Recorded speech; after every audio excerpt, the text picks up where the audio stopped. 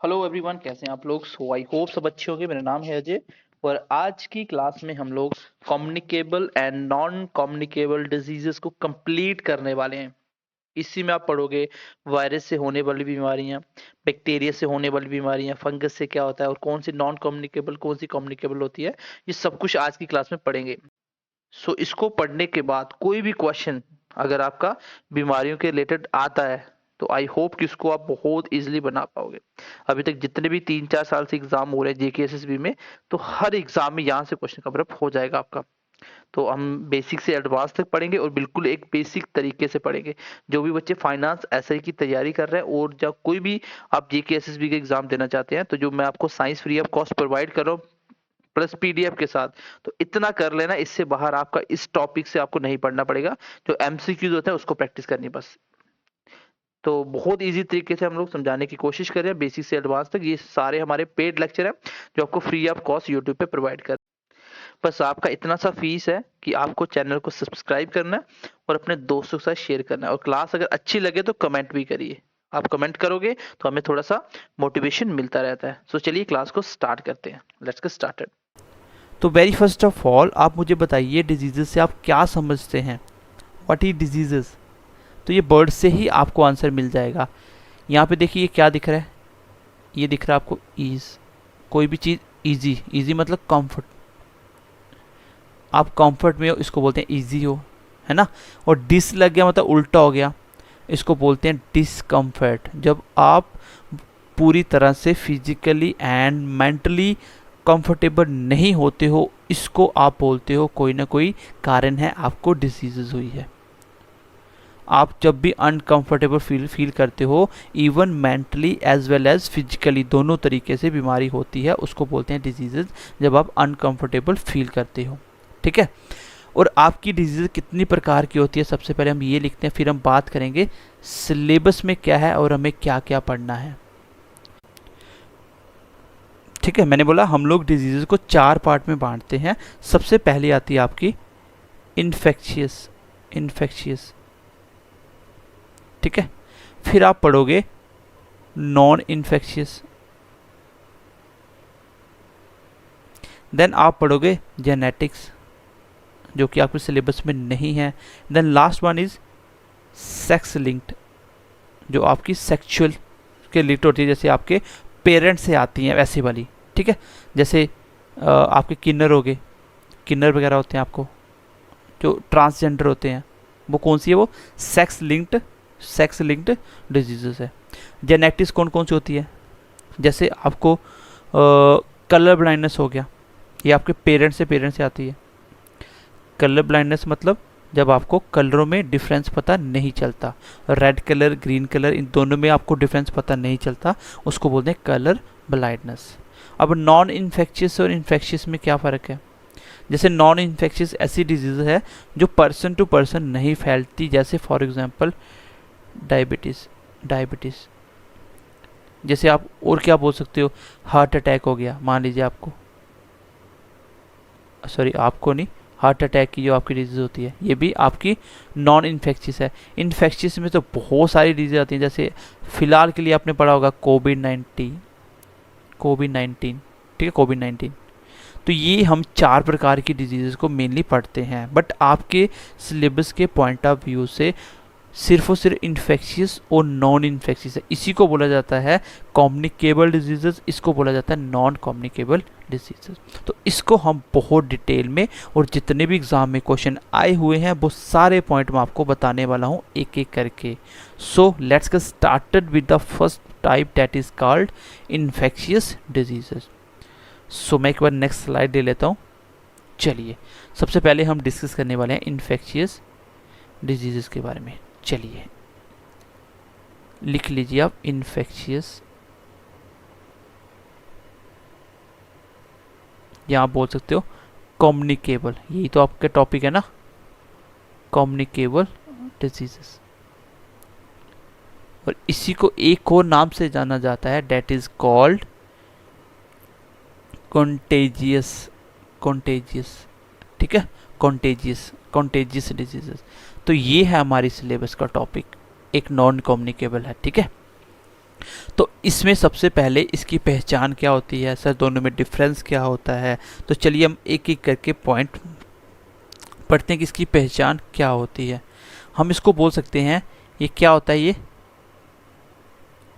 ये स्प्रेडेबल होते हैं, मतलब फैल सकते हैं from one person to another person. ये एक पर्सन से दूसरे पर्सन तक फैल सकती हैं, इसको बोला जाता है कौन सा, इन्फेक्शियस डिजीजेस। अब आपके मन में ये सवाल उठ गया होगा, सर जेनेटिक तो भी तो ऐसी होती हैं, वो भी तो हमारे पेरेंट्स से हमें मिल जाता है, जैसे कलर ब्लाइंडनेस में बताया कि ये पेरेंट से पेरेंट चलती है, वो भी तो, इसमें फिर फ़र्क क्या है। तो इसमें जो मेन फ़र्क है वो क्या है, ये लिख लीजिए, इसमें जो मेन डिफरेंस है वो क्या है, जो इन्फेक्शियस है वो डिजीजेस है जिसका कॉज क्या बनता है, जिसका कारण बनता है micro organism. Micro organism main cause of infectious diseases. जो माइक्रो ऑर्गेनिज्म की वजह से होते हैं वो होती हैं आपकी इन्फेक्शियस, जो बाहर से माइक्रो ऑर्गेनिज्म आते हैं। माइक्रो ऑर्गेनिज्म जैसे फॉर एग्जांपल, जैसे आपका वायरस हो गया, बैक्टीरिया हो गया, जैसे आप बोल सकते हो फंगस हो गया, ठीक है, एट्सेट्रा। ये सारे क्या होते हैं, माइक्रो ऑर्गेनिज्म। जो माइक्रो ऑर्गेनिज्म की वजह से होती हैं उनको बोला जाता है कम्युनिकेबल डिजीजेस, और ये पर्सन टू पर्सन वेरी करती हैं, एक पर्सन से दूसरे पर्सन को एंटर कर सकती हैं, ठीक है। और जितने भी और माइक्रो ऑर्गेनिज्म होते हैं इसको क्या बोला जाता है, इसको बोला जाता है गाइस, इसको बोला जाता है पैथोजेंस। क्या बोला जाता है, पैथोजेंस, क्योंकि ये क्वेश्चन एग्जाम में पूछा गया है कि पैथोजेंस किसको बोला जाता है। तो आप बोलोगे जितने भी माइक्रो ऑर्गेनिज्म है इसी को क्या बोला जाता है, ऑल्सो कॉल्ड पैथोजेंस। और पैथोजेंस में आपने पढ़ा कि जितने भी पैथोजन से होने वाली डिजीजेज है वो कैसी होती है, वो कम्युनिकेबल डिजीजेस होती हैं। पैथोजन से होने वाली डिजीज कैसी होती हैं, कम्युनिकेबल डिजीजेज होती हैं। और पैथोजन में आप क्या क्या पढ़ने वाले देखो, एक तो आप वायरस से होने वाली डिजीजेस पढ़ेंगे, फिर मैं बताऊंगा क्वेश्चन यहाँ से कैसे आता है। एक आप बैक्टीरिया से होने वाली डिजीजेस पढ़ोगे, एक आप पढ़ोगे प्रोटोजोआ से होने वाली डिजीजेस, एंड देन एक आप पढ़ोगे फंगस से होने वाली डिजीज, जैसे रिंग बॉम, दाग वगैरह हो जाता है ना, सर्कल वाला रिंग बॉम, ठीक है। जैसे प्रोटोजोआ से क्या होता है आपका, मलेरिया होता है, ठीक है।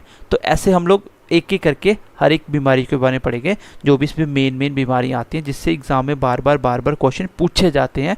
फ्रिक्वेंटली आए हुए क्वेश्चन भी मैं आपको बताता जाऊंगा कि ये क्वेश्चन एग्जाम में पूछा गया था, ठीक है। तो हम लोग सबसे पहले स्टार्ट करेंगे वायरस से। तो मैंने अभी तक क्या बताया कि आपकी डिजीजेस क्या होती हैं, जब आप अनकंफर्टेबल होते हो फिजिकली या मेंटली, उसी को बोला जाता है डिजीजेस। ये बेसिकली 4 प्रकार की होती हैं, infectious, non infectious, genetics and sex linked. फिर मैंने आपको इन्फेक्शियस से इन्फेक्शियस के लिए पढ़ाना स्टार्ट किया, इसी को कम्युनिकेबल डिजीजेस बोला जाता है, देन इसी को कॉन्टेजियस डिजीजेस भी बोला जाता है। इसकी पहचान ये होती है, ये स्प्रेडेबल होते हैं एक पर्सन से दूसरे पर्सन तक, और इसी को होने का जो मेन रीजन है इसका होने का, that is called micro organism.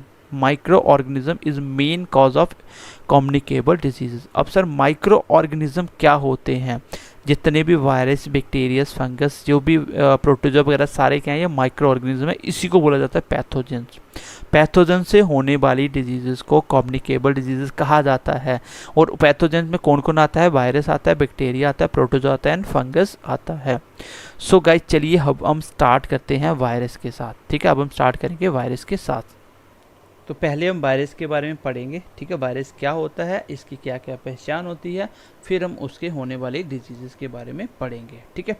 सबसे पहले वायरस को पता क्या बोला जाता है, इसको बोला जाता है सबसे ज़्यादा वायरस इन्फेक्शियस डिजीज फैलाने वाली होती है, जो मेन काज वो वायरस होता है।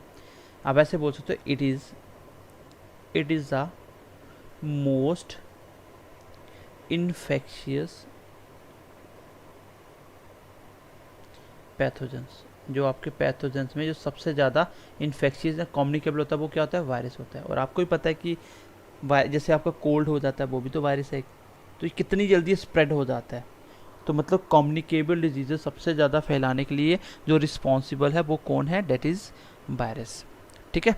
और बोला जाता है कि आपका एक वायरस हमारी बॉडी में, जो एक वायरस, सिंपल एक वायरस हमारी बॉडी में कन्वर्ट हो सकता है कितने, कम से कम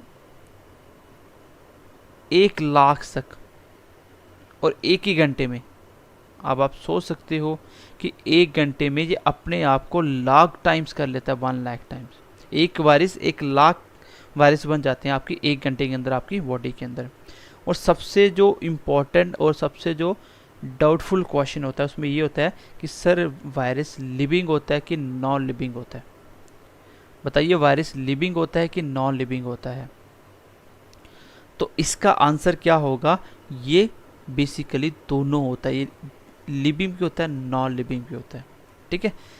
ये क्या होता है, ये लिविंग भी होता है एंड नॉन लिविंग भी होता है, लेकिन कंडीशन इसकी ये है, लिविंग होगा जब हमारी बॉडी के इनसाइड होगा या किसी भी जिंदा चीज़ के अंदर जाएगा, इनसाइड द बॉडी, तब ये क्या होगा, लिविंग होगा। और अगर बोला जाए कि आउटसाइड द बॉडी, कोई नॉन लिविंग में पड़ा हुआ है आउटसाइड द बॉडी, तब क्या होता है, नॉन लिविंग। तो वायरस कैसा है, लिविंग की नॉन लिविंग? तो आंसर होगा दोनों है। इसलिए इसको क्या बोला जाता है, इसलिए इसको बोला जाता है, जो वायरस होते हैं they are linked between living and non living. तो वायरस बेसिकली क्या होते हैं, जो लिविंग और नॉन लिविंग के बीच में लिंक करते हैं, क्योंकि अगर हमारी बॉडी में एंटर करेंगे तो ये लिविंग होंगे, बॉडी के आउटसाइड रहेंगे तो नॉन लिविंग होंगे। ठीक है। तो ये आई थिंक आपको बात क्लियर हो चुकी होगी। ठीक है। और वायरस होते क्या हैं, वायरस क्या होते हैं, ये कम्प्लीटली पैरासाइट होते हैं, ये कम्प्लीटली डिपेंड करते हैं हमारी बॉडी पे। ऐसे बाहर पड़े पड़े इसका कोई काम नहीं, कुछ नहीं कर सकते, लेकिन जैसे ही बॉडी में आएंगे तो ये क्या करते हैं, हमारे ऊपर पूरी तरह डिपेंड करते हैं। तो इसको बोला जाएगा, ये क्वेश्चन भी एग्जाम में आता है, वायरस आर कंप्लीट पैरासाइट। तो पैरासाइट क्या होता है, किसी के ऊपर डिपेंडेंट। तो ये पूरा हमारी बॉडी के ऊपर डिपेंड होता है, अदरवाइज ये क्या है, बिल्कुल नॉन लिविंग, इसका कोई काम नहीं होता। अब आपको पूछा जाए कि वायरस किसने डिस्कवर किया था, और आप मुझे डिस्कवरी और इन्वेंशन में डिफरेंस मुझे एक बार कमेंट सेशन में बताओगे कि बताना कि डिस्कवर में क्या फ़र्क होता है। तो जो वायरस डिस्कवर किया गया था वो किसके द्वारा किया गया था, वो लिख लो, वो किसके द्वारा किया था, इवानोस्की। ठीक है। इवानोस्की। ठीक है, इवानोस्की। तो ये है आपका साइंटिस्ट जिसने आपका वायरस डिस्कवर किया था। किसने किया था, इवानोस्की। ठीक है, इसने ये वायरस डिस्कवर किया था। तो ये याद रखना, एग्जाम में क्वेश्चन ये भी आया हुआ है। वायरस कैसा होता है, ये कम्प्लीटली पैरासाइट क्यों होता है भाई, कॉमन है, लॉजिकली सोचो बात को, क्योंकि बाहर वायरस पड़ा रहेगा तो नॉन लिविंग है, ना तो आगे जाएगा ना पीछे जाएगा, एक ही जगह पड़ा रहेगा, इसका कोई काम ही नहीं है। जैसे ही ये जिंदा होता है, एक्टिव होता है, तो हमारी बॉडी के अंदर आने के बाद होता है, तो इनसाइड द बॉडी ये तब जाके एक्टिव होगा, लिविंग होगा। तो इसका मतलब ये पैरासाइट है, टोटली हमारी बॉडी के ऊपर डिपेंड करता है। अब एक क्वेश्चन एक ऐसा है जो एग्ज़ाम में पता नहीं कितनी बार पूछा गया है एग्ज़ाम में। ठीक है, क्वेश्चन देखो क्या है वो, क्वेश्चन ये है कि आपको बताना है बैक्टीरियोफेज क्या है, ये बैक्टीरियोफेज क्या है। ये क्वेश्चन आपका आईएएस के एग्ज़ाम में आया, एसएससी के एग्ज़ाम में आया, सीडीएस के एग्ज़ाम में आया, एक बार आपका जेकेएसएसबी के एग्ज़ाम मैंने देखा था, पुलिस का एग्ज़ाम था उसमें आया ये क्वेश्चन, और बहुत सारे पेपर मैंने देखे हैं जिसमें ये क्वेश्चन आया हुआ है, क्योंकि इसमें बच्चे गलती करते हैं इसलिए क्वेश्चन आया है।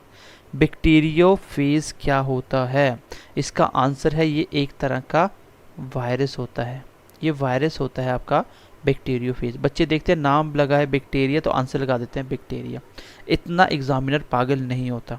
ठीक है।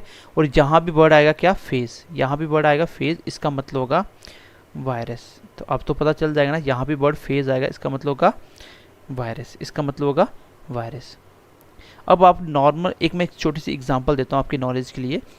अगर आप घर का नॉर्मल वाटर है उसको वाटर में बंद करके रख दोगे एंड डेफिनेटली वो 8 से 10 दिन के बाद ख़राब हो जाएगा, राइट। होता है ऐसा, वो 8 से 10 दिन के बाद क्या होता है, ख़राब हो जाता है। लेकिन आप जब गंगा जल वगैरह रखते हो वो तो आपका एक एक साल ख़राब नहीं होता है। बता सकते हो उसका रीज़न क्या है, क्यों ख़राब नहीं होता, what was the reason behind. चलिए इसका मैं आपको लॉजिक देता हूँ। जो नॉर्मल वाटर होता है, जो नॉर्मल वाटर होता है उसको नॉर्मली आप 1 मंथ तक, मान लीजिए 1 मंथ तक आपने एक बॉटल में रख दिया, ठीक है, एक बॉटल में रख दिया नॉर्मल वाटर। वो ख़राब क्यों हो जाता है, वो ख़राब क्यों हो जाता है, वो इसलिए ख़राब हो जाता है क्योंकि इसके अंदर होते हैं क्या, बैक्टीरियोफेज। क्या होते हैं, बैक्टीरियोफेज। चलिए एक पॉइंट लिखिए यहाँ से, फिर आपको समझ आएगा। ये जो वायरस होता है ना, ये वायरस होता है, ये क्या करता है, विच इफेक्ट ओनली बैक्टीरिया। हालांकि ये होता वायरस है, ये सिर्फ और सिर्फ किस पे इफेक्ट करता है, ओनली वर्ड देख क्या लिखा हुआ है, बैक्टीरिया को इफेक्ट करता है। अब देखिए लॉजिक क्या होता है। जैसे घर का नॉर्मल वाटर, जो आपका घर का पानी होता है, उसको आप वाटर में रखिए 1 मंथ तक, वो आपका पानी ख़राब हो जाएगा। क्यों ख़राब होता है, क्योंकि इस पानी के अंदर जो बैक्टीरिया होते हैं, इस पानी में जो बैक्टीरिया होते हैं वो पानी में ऑक्सीजन को क्या करता है, ख़त्म कर देता है। ऑक्सीजन के साथ रिएक्ट करके इसको ख़त्म कर देता है। और पानी में अगर ऑक्सीजन नहीं होगी तो पानी नहीं बनेगा, पानी ख़त्म हो जाएगा, ख़राब हो जाएगा। लेकिन जो आपका गंगा जल होता है वो क्यों नहीं ख़राब होता, देखो उसका लॉजिक ये होता है, उस पानी में आपका होता है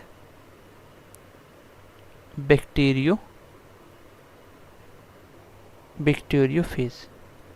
अब इसके होने से क्या होता है, बैक्टीरियोफेज आपका वायरस है, और ये क्या करेगा, जो पानी के अंदर बैक्टीरिया होते हैं, जो आपका गंगा जल होता है उसमें जो बैक्टीरिया थे पानी के, इसने इसको ख़त्म कर दिया, क्योंकि इसी पे इफेक्ट करता ना। जब ये ख़त्म हो गए और पानी में ऑक्सीजन पे कोई फ़र्क नहीं पड़ा, ऑक्सीजन रहा पानी में, इसलिए आपका पानी ज़्यादा समय तक ख़राब नहीं होता, क्योंकि इसमें ऑक्सीजन ख़त्म नहीं हो रहा। जो आपका बैक्टीरिया होते हैं वो बैक्टीरियोफेज जो होता है वायरस, वो इस बैक्टीरिया को ख़त्म कर देता है, इसलिए पानी लंबा चलता है। यहाँ भी वर्ड फेज आएगा, इसका मतलब वायरस की बात हो रही है। आपको मैं बोलूँ, मुझे बताइए फाइटोफेज क्या है ये, तो आंसर होगा सर ये भी एक वायरस है, और जो कि इफेक्ट करता है, विच इफेक्ट ओनली प्लांट। और आपको भी पता है प्लांट के लिए रूट वर्ड क्या होता है, फाइटो का मतलब प्लांट्स होता है और फेज का मतलब वायरस। ऐसा वायरस जो किसको इफेक्ट करे, प्लांट्स को। तो आंसर निकाल सकते थे, ठीक है, आंसर निकाल सकते थे। जैसे मैं आपको बोल दूं, बताइए होमोफेज क्या है।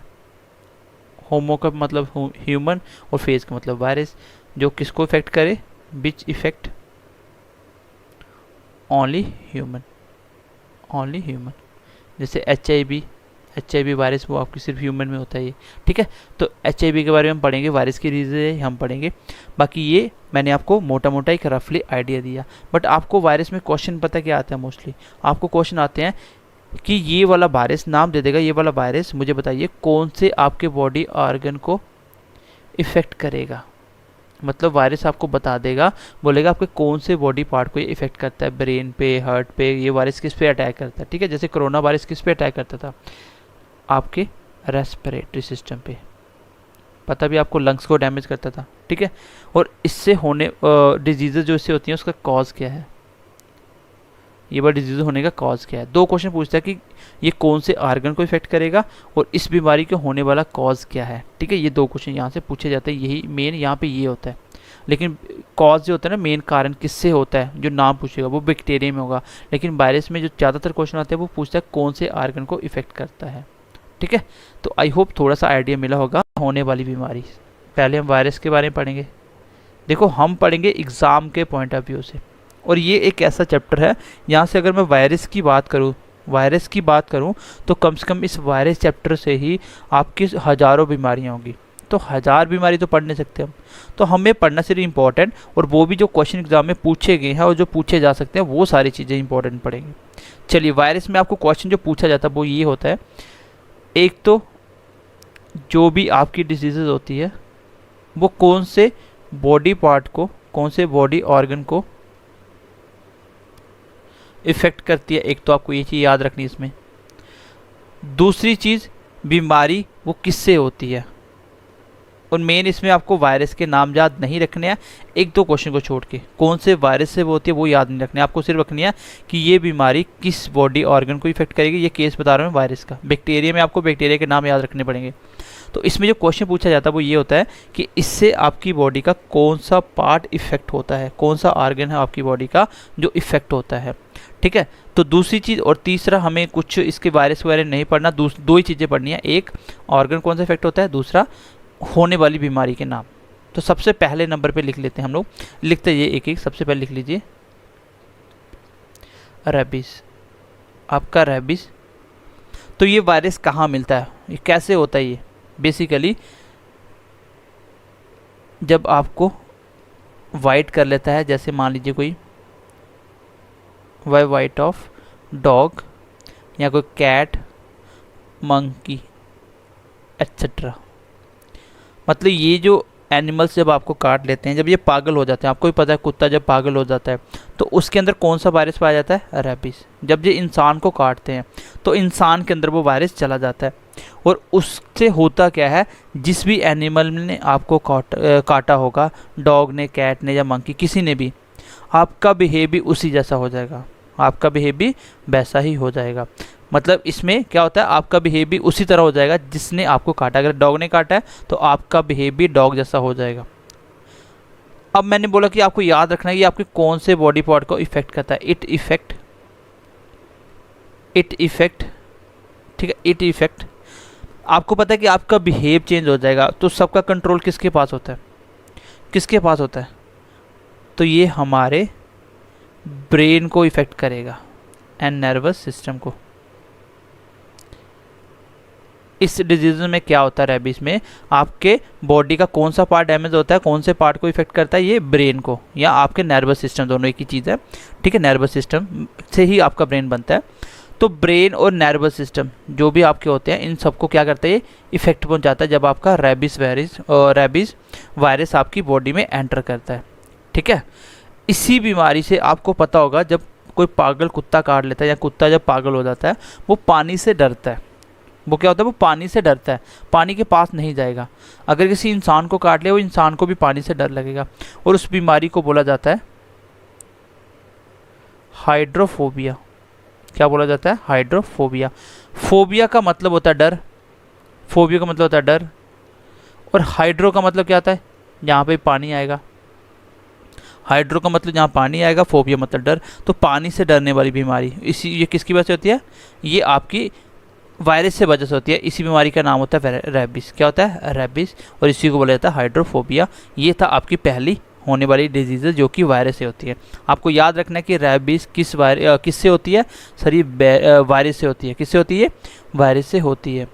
और ये हमारी बॉडी के कौन से ऑर्गन को इफेक्ट करती है, तो आंसर होगा ब्रेन और नर्वस सिस्टम को। इसी बीमारी का दूसरा नाम क्या होता है, हाइड्रोफोबिया। चलिए, आई होप आपको पहली बीमारी समझ आ गई होगी कि ये किससे होने वाली है। आपको याद रखना है कि कौन सा पार्ट इफेक्ट होता है और इस बीमारी का होने की रीज़न क्या है। तो ये होता है आपका वायरस, इसका रीज़न होता है। मैंने वायरस नहीं लिखवाया इसका। चलिए, दूसरे नंबर पे लिख लीजिए डेंगू। डेंगू के बारे में सबने सुना होगा, अच्छा खासा इसका कहर हुआ था जब ये आया था। चलिए, डेंगू क्या होता है, बेसिकली डेंगू होने से जब होता है तो आपको क्या होता है, आपको फीवर वगैरह आते हैं, बुखार वगैरह होता है ना, आपको भी पता होगा। तो बेसिकली ये सबसे पहले मैं इसको बताता हूँ ये कैसे हमारी बॉडी को इफेक्ट करता है। जब डेंगू नया नया आया था तो पता नहीं था ये किस वायरस से हो रहा है। उसका जब डिटेक्ट, जैसे अभी कोरोना वायरस का पूरा डिटेक्ट नहीं पता, तब तक वैक्सीन नहीं बनेगी। तो ये जब आया था तब लोगों को नहीं पता था कि ये डेंगू क्या चीज़ है। उसके बाद इस बीमारी में होता क्या था कि आपका ये क्या करता है, इट इफेक्ट किस पे करता है, it effect on blood platelets को। किसको, ब्लड प्लेटलेट्स को। ब्लड प्लेटलेट्स का दूसरा नाम होता है थ्रोम्बोसाइट। थ्रोम्बोसाइट, साइट का मतलब क्या होता है? साइट का मतलब होता है सेल, और थ्रोम्बो मतलब ब्लड प्लेटलेट्स, ठीक है। तो ब्लड प्लेटलेट्स का ही दूसरा नाम होता है थ्रोम्बोसाइट। ये क्या होता है? ये आपके ब्लड का पार्ट होता है, आपके ब्लड का पार्ट होता है। आपके ब्लड में आता है एक प्लाज्मा आता है, एक आते हैं ब्लड कॉर्पसेल्स, एक आते हैं ब्लड कॉर्पसेल्स। इसके अंदर आता है आपके 3 पार्ट, एक आरबीसी इसको बोलते हो जिसका नाम होता है एरिथ्रोसाइट, एक होता है डब्ल्यूबीसी जिसको बोलते हो ल्यूकोसाइट, एक होता है थ्रोम्बोसाइट जिसको बोलते हो ब्लड प्लेटलेट्स। तो ब्लड प्लेटलेट्स हमारी बॉडी में क्या काम करते हैं? ये हमारी बॉडी में काम क्या करते हैं? ये ब्लड क्लॉट का काम करते हैं, ये ब्लड क्लॉटिंग का काम करते हैं। ब्लड क्लॉटिंग क्या होता है? ब्लड क्लॉटिंग, क्लॉटिंग क्या होता है? थक्का जमना। तो ब्लड का जमना क्या कहलाता है? Blood clotting. और ये भी ब्लड प्लेटलेट्स हमारी बॉडी में खून को जमने के लिए हेल्प करते हैं। अगर खून हमारा गाढ़ा नहीं होगा, खून की डेंसिटी नहीं बढ़ेगी, तो खून बिल्कुल पतला हो जाएगा। और अगर ज़्यादा पतला हो गया तो आपके नाक में, मुंह में से, आंखों में से खून ब्लीडिंग स्टार्ट हो जाएगी। जब ब्लीडिंग स्टार्ट हो जाएगी तो ऑटोमेटिकली आदमी की डेथ हो जाती है। इसमें यही होता था, जब डेंगू आया था लोगों को लगा ये फीवर है, और लोग वही पैरासीटामोल 2-3 दिन में खाते रहे। लेकिन जैसे इसने क्या किया, आपके ब्लड प्लेटलेट्स कम कर दिए ब्लड, तो खून पतला होना स्टार्ट हो गया एकदम से। जब खून पतला हो गया फिर आदमी से उठा भी नहीं जाता है, और जब एक बार ज़्यादा पतला हो गया तो ब्लीडिंग स्टार्ट होगी तो आदमी की डेथ हो जाती है। इसलिए जहाँ पे ज़्यादा डेथ हुई थी, लोगों को खून की उल्टी आ रही थी जब ये हुआ था, ठीक है। किसी के नाक में से खून आ रहा था, तो बेसिकली खून पतला हो जाता है। तो ब्लड प्लेटलेट्स क्या काम करता है? खून को जमाने का काम करता है। अब आपको लगेगा सर खून का जमना तो हार्ट अटैक का कारण बनता है, लेकिन बॉडी के अंदर खून को जमने को नहीं देता है। जो एंटी क्लॉटिंग होता है, एंटी क्लॉटिंग एजेंट होता है, वो कौन होता है? वो तो आपका हिपैरिन। मैंने बताया था ना आपको, जब मैंने आपको न्यूट्रिशन पढ़ाया था तब मैंने बताया था हिपैरिन क्या काम करता है, आपकी बॉडी में खून को जमने नहीं देता। मतलब ये जमने नहीं देता, ये जमाता है खून को, दोनों को मिलके बैलेंस रखते हैं बॉडी को। अगर खून की क्लॉटिंग नहीं होगी तो क्या होगा? खून, अगर आपकी इंजरी होगी तो बाहर आपकी इंजरी पे खून में क्लॉटिंग नहीं हो तो ब्लड चलता रहेगा, ठीक है। चलिए, मैंने आपको एक्स्ट्रा चीज़ काफ़ी एक्सप्लेन में बता दी। तो ये किस पे इफेक्ट करता है? ये ब्लड क्लॉटिंग, ब्लड प्लेटलेट्स पे इफेक्ट करता है, जिससे खून पतला हो जाता है। अब इसके बाद ये होता क्या है, इसका रीज़न क्या है, ये क्वेश्चन एग्जाम में पूछा जाता है। एक बार मैं नेक्स्ट स्लाइड लेता हूँ। देखो इसके होने का रीज़न क्या होता है, ये होता कैसे है। ये वायरस को स्प्रेड कौन करता है? जो वायरस का स्प्रेड होता है, वायरस जो हमारे स्प्रेड होता है एक से दूसरे के पास, ये कैसे होता है? ये बेसिकली एक आपका मॉस्किटो होता है जिसका नाम है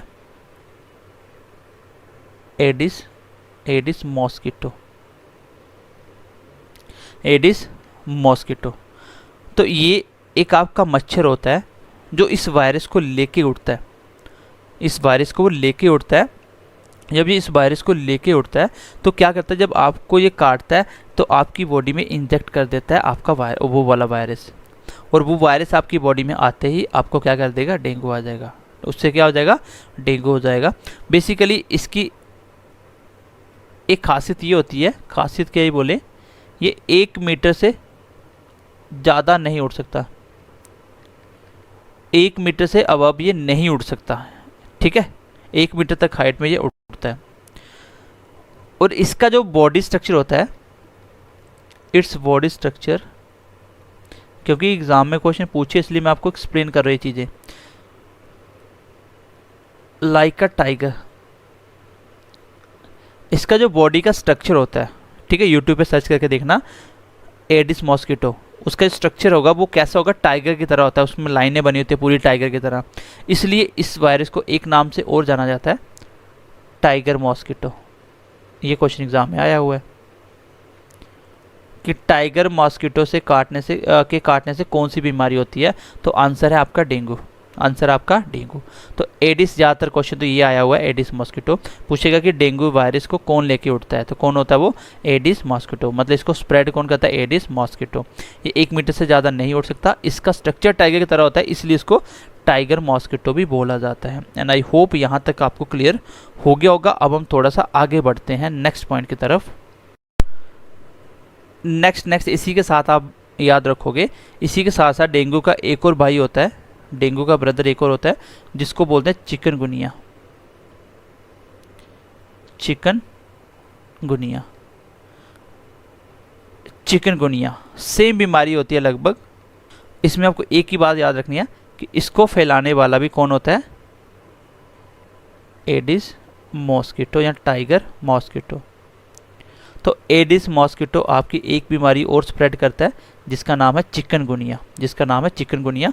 एग्जाम में क्वेश्चन तो ये पूछा जाएगा कि चिकनगुनिया का कारण क्या है, वो किससे होता है। तो वो वायरस से होता है, बैक्टीरिया से होता है, फंगस होता है, प्रोटोजोआ से, वो होता है वायरस से होता है। ऑप्शन में बोल सकता है पैथोजन से होता है, वो नॉन इन्फेक्शियस से किससे होता है, तो आंसर होगा पैथोजन, क्योंकि वायरस भी देखो पैथोजन है। ठीक है, तो ये याद रखना। एक इसी के साथ एक और कर लो 4th नंबर पे, जिसका नाम है जीका, जिसका नाम है जीका। ये भी स्प्रेड कौन करता है, इसको भी स्प्रेड करता है एडिस मॉस्किटो। कौन, एडिस मॉस्किटो। बट इस केस में ये फीमेल एडिस होती है, जो फीमेल मच्छर होता है ये इसको लेके उठता है। ठीक है, जीका जो वायरस होता है जीका, इसको कौन करवाता है, एडिस मॉस्किटो ही फैलाता है, स्प्रेड यही करता है। लेकिन कौन से वाला, इसमें फीमेल वाला, ये पॉइंट इसका याद रखना, फीमेल वाला। ठीक है, और इससे क्या होता है, ये जो प्रेग्नेंट लेडी होती है ना, प्रेग्नेंट लेडी, उसको ज़्यादा इफेक्ट करता है, उसको ज़्यादा इफेक्ट करता है। उसका जो बच्चा होता है वो क्या होता है, वो अनडेवलप होता है, उसका माइंड पूरी तरह से डेवलप नहीं हो पाता है, मतलब माइंड उसका पूरी तरह से तैयार नहीं होता है, तो बच्चों पे इफेक्ट करता है। बाकी बेसिकली आपको याद रखना है कि जो जीका है, जीका डिजीज़ है, वो किसकी वजह से होती है, जीका होती है आपकी एडिस मॉस्किटो की वजह से, जो इसको स्प्रेड करता है। होने की वजह क्या है, वायरस। होने की वजह क्या है, वायरस। तो एक क्वेश्चन ये आता है कि वायरस की वजह से होता है। दूसरा क्वेश्चन क्या आता है कि इसको कौन फैलाता है। ठीक है, तो इन सब में तीनों की तीनों जो एडिस मॉस्किटो फैलाता है वायरस, इस वायरस से जो तीनों बीमारी होती हैं, चिकनगुनिया, जीका और आपके डेंगू, सबके लक्षण यही है कि बहुत तेज़ बुखार होता है, बहुत तेज़ बुखार होता है, सर दर्द होता है। ठीक है, तो यही इसके मेन इसके लक्षण हैं। तो इसमें आपको ऑर्गन याद रखने की ज़रूरत नहीं है। ठीक है, ऑर्गन आपको याद रखने की ज़रूरत नहीं है, क्योंकि ये पूरी बॉडी को इफेक्ट करता है। चलिए 5वें नंबर की तरफ बढ़ते हैं। एक बार मैं दोबारा से इसको बताता हूँ, क्योंकि इसको थोड़ा सा याद करना डिफिकल्ट क्यों होता है कि बच्चे पहली बार नाम सुनते हैं। फिलहाल तो ये आपने सुने ही होंगे। ठीक है, रेबिस क्या होता है सर, ये एक वायरस से होने वाली डिजीज़ है।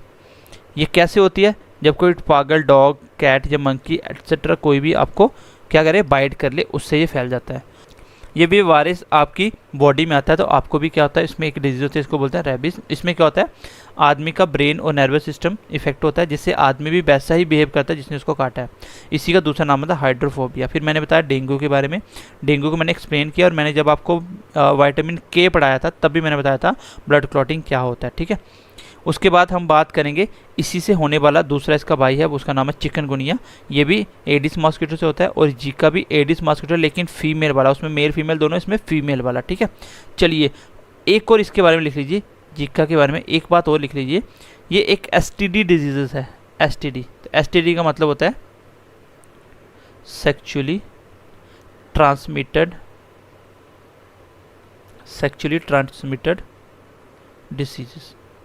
डिसीजेस। ठीक है, तो इसका क्या मतलब है, जैसे आपकी एड्स है ना, एड्स वो भी सेक्चुअली ट्रांसमिटेड होती है, तो जीका भी ऐसी ही होती है, जीका बीमारी ऐसे ही ट्रांसमिटेड हो जाती है।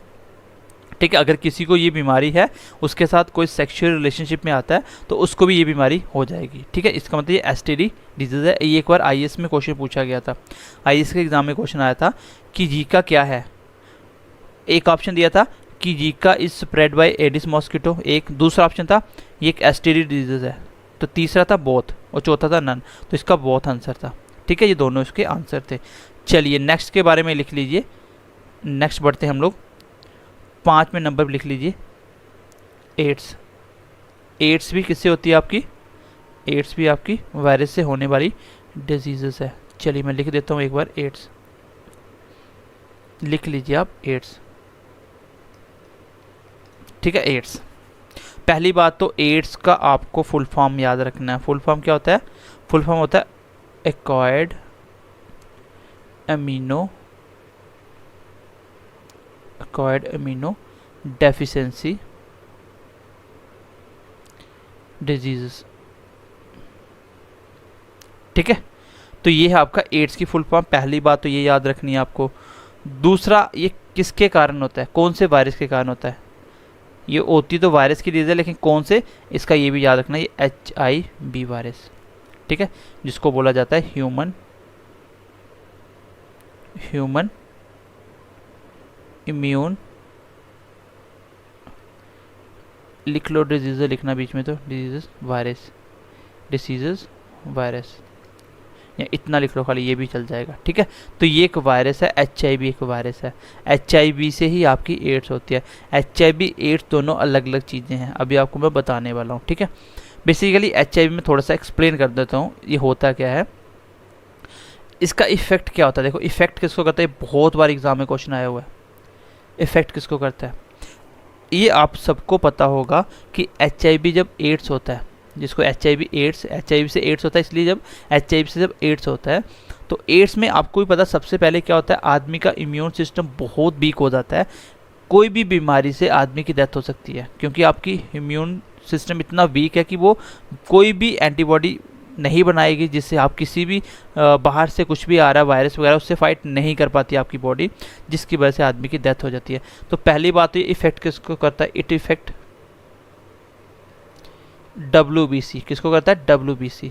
और WBC के अंदर किसको, लिम्फोसाइट को, WBC के आगे सब पार्ट होते हैं लिम्फोसाइट को, और लिम्फोसाइट में किसको, T लिम्फोसाइट को। ये क्वेश्चन एग्जाम में पूछा हुआ है, क्योंकि इसकी काफ़ी ऐड वगैरह भी चलती थी HIV एड्स के ऊपर, ठीक है।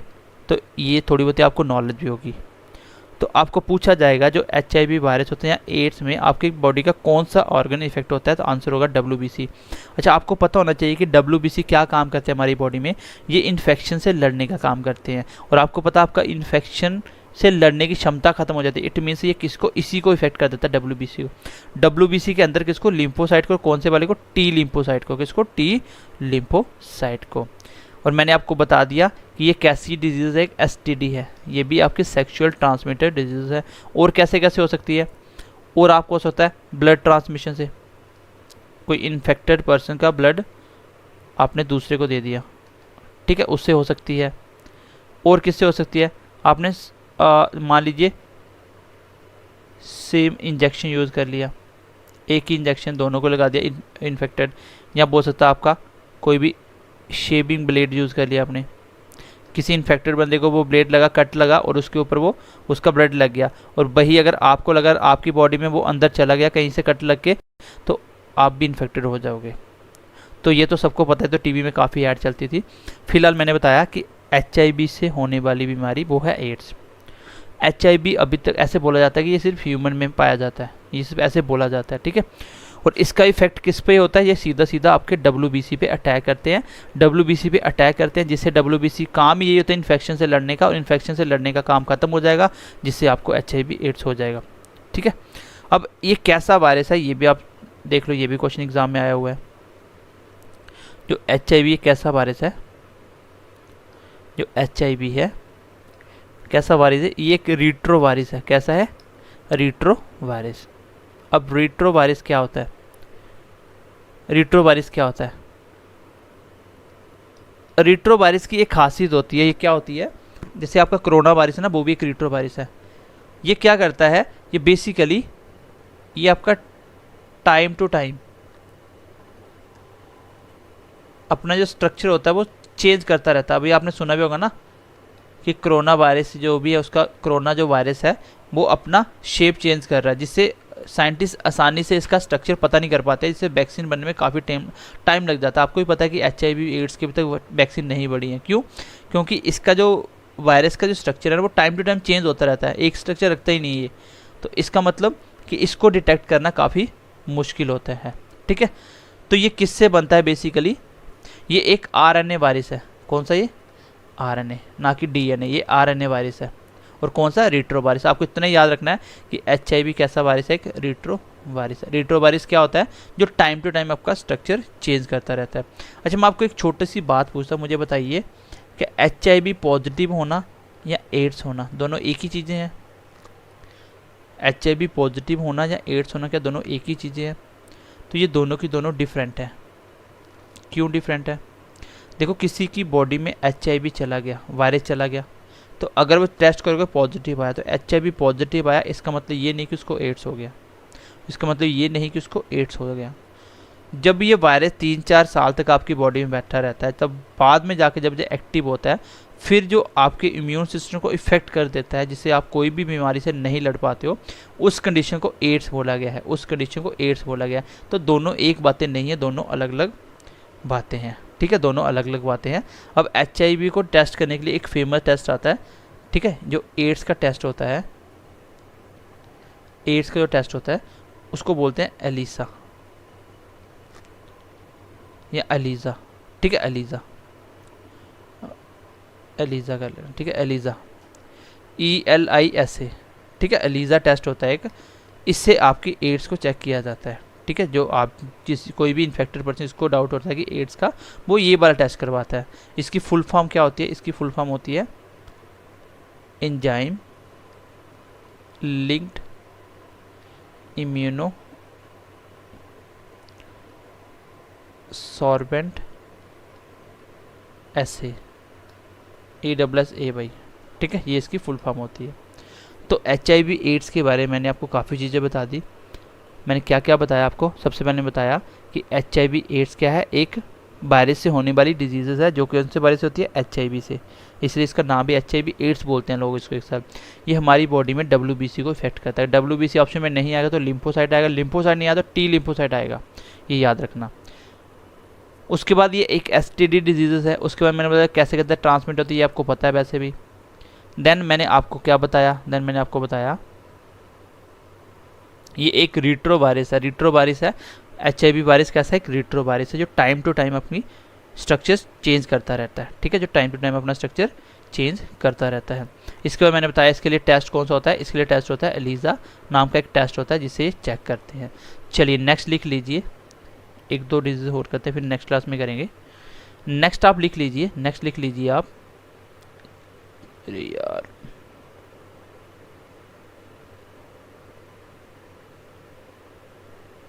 चलिए नेक्स्ट लिखिए आप 6 नंबर पे लिखिए स्मॉल पॉक्स, स्मॉल पॉक्स। अब स्मॉल पॉक्स से क्या होता है आपको पता है, जिसको आप बोलते हैं ना माता निकल गई, छोटी माता निकल गई, तो ये किससे होता है? ये एक वायरस से होने वाली बीमारी है, कॉज बाय वायरस। ये एक वायरस से होने वाली बीमारी है। इसके वायरस का नाम याद रखना, इसके वायरस का नाम याद रखना जिसका नाम है वेरिएला योस्टर। वेरिएला योस्टर नाम का वायरस है जिससे ये स्मॉल पॉक्स होता है। अब WHO ने बोला है, WHO ने क्या बोला है कि ये आपका वर्ल्ड में अभी एग्जिस्ट नहीं करती, ये वर्ल्ड रेडिकेट हो चुकी है, वर्ल्ड रेडिकेट मतलब ये जड़ से ख़त्म हो चुकी है दुनिया में। ये मानना है किसका? WHO का, ये मानना है WHO का। लेकिन क्या हकीकत में ये ख़त्म हो चुकी है पूरी? तो जी हाँ, ये बिल्कुल आपकी बर्ड से ख़त्म हो चुकी है, ठीक है। चलिए स्मॉल पॉक्स आपकी डिजीज़ किससे होती है? वो वायरस से होती है। वायरस का नाम भी मैंने आपको बताया। अच्छा मुझे बताइए कौन सी बॉडी पार्ट को इफेक्ट करती होगी? भाई आपको पता है जैसे ही आपको स्मॉल पॉक्स वगैरह होता है तो आपकी बॉडी पे रेड रेड से दाने निकल जाते हैं, ठीक है, एलर्जी टाइप हो जाता है, तो आप फिर अकेले रहते हो 10-15 दिन में अपने आप ठीक होगा। तो ये हमारी बॉडी के स्किन को इफेक्ट करती है, सबको पता है स्किन को। और ये फैलता कैसे है? ये फैलता कैसे है? ये एक कॉन्टेजियस डिजीज़ है। कॉन्टेजियस मतलब टच करने से किसी को फैल जाएगा, इसलिए जिसको चिकन पॉक्स या स्मॉल पॉक्स होता है उसको अलग रखा जाता है ताकि जब तक वो ठीक ना हो जाए तब तक किसी के कांटेक्ट में ना आ पाए, ठीक है, तब तक किसी के कांटेक्ट में ना आ पाए। चलिए नेक्स्ट बीमारी का नाम लिखिए 7वें नंबर पे, चिकन पॉक्स। ये भी वैसी बीमारी है चिकन पॉक्स, ठीक है। ये भी किससे होती है?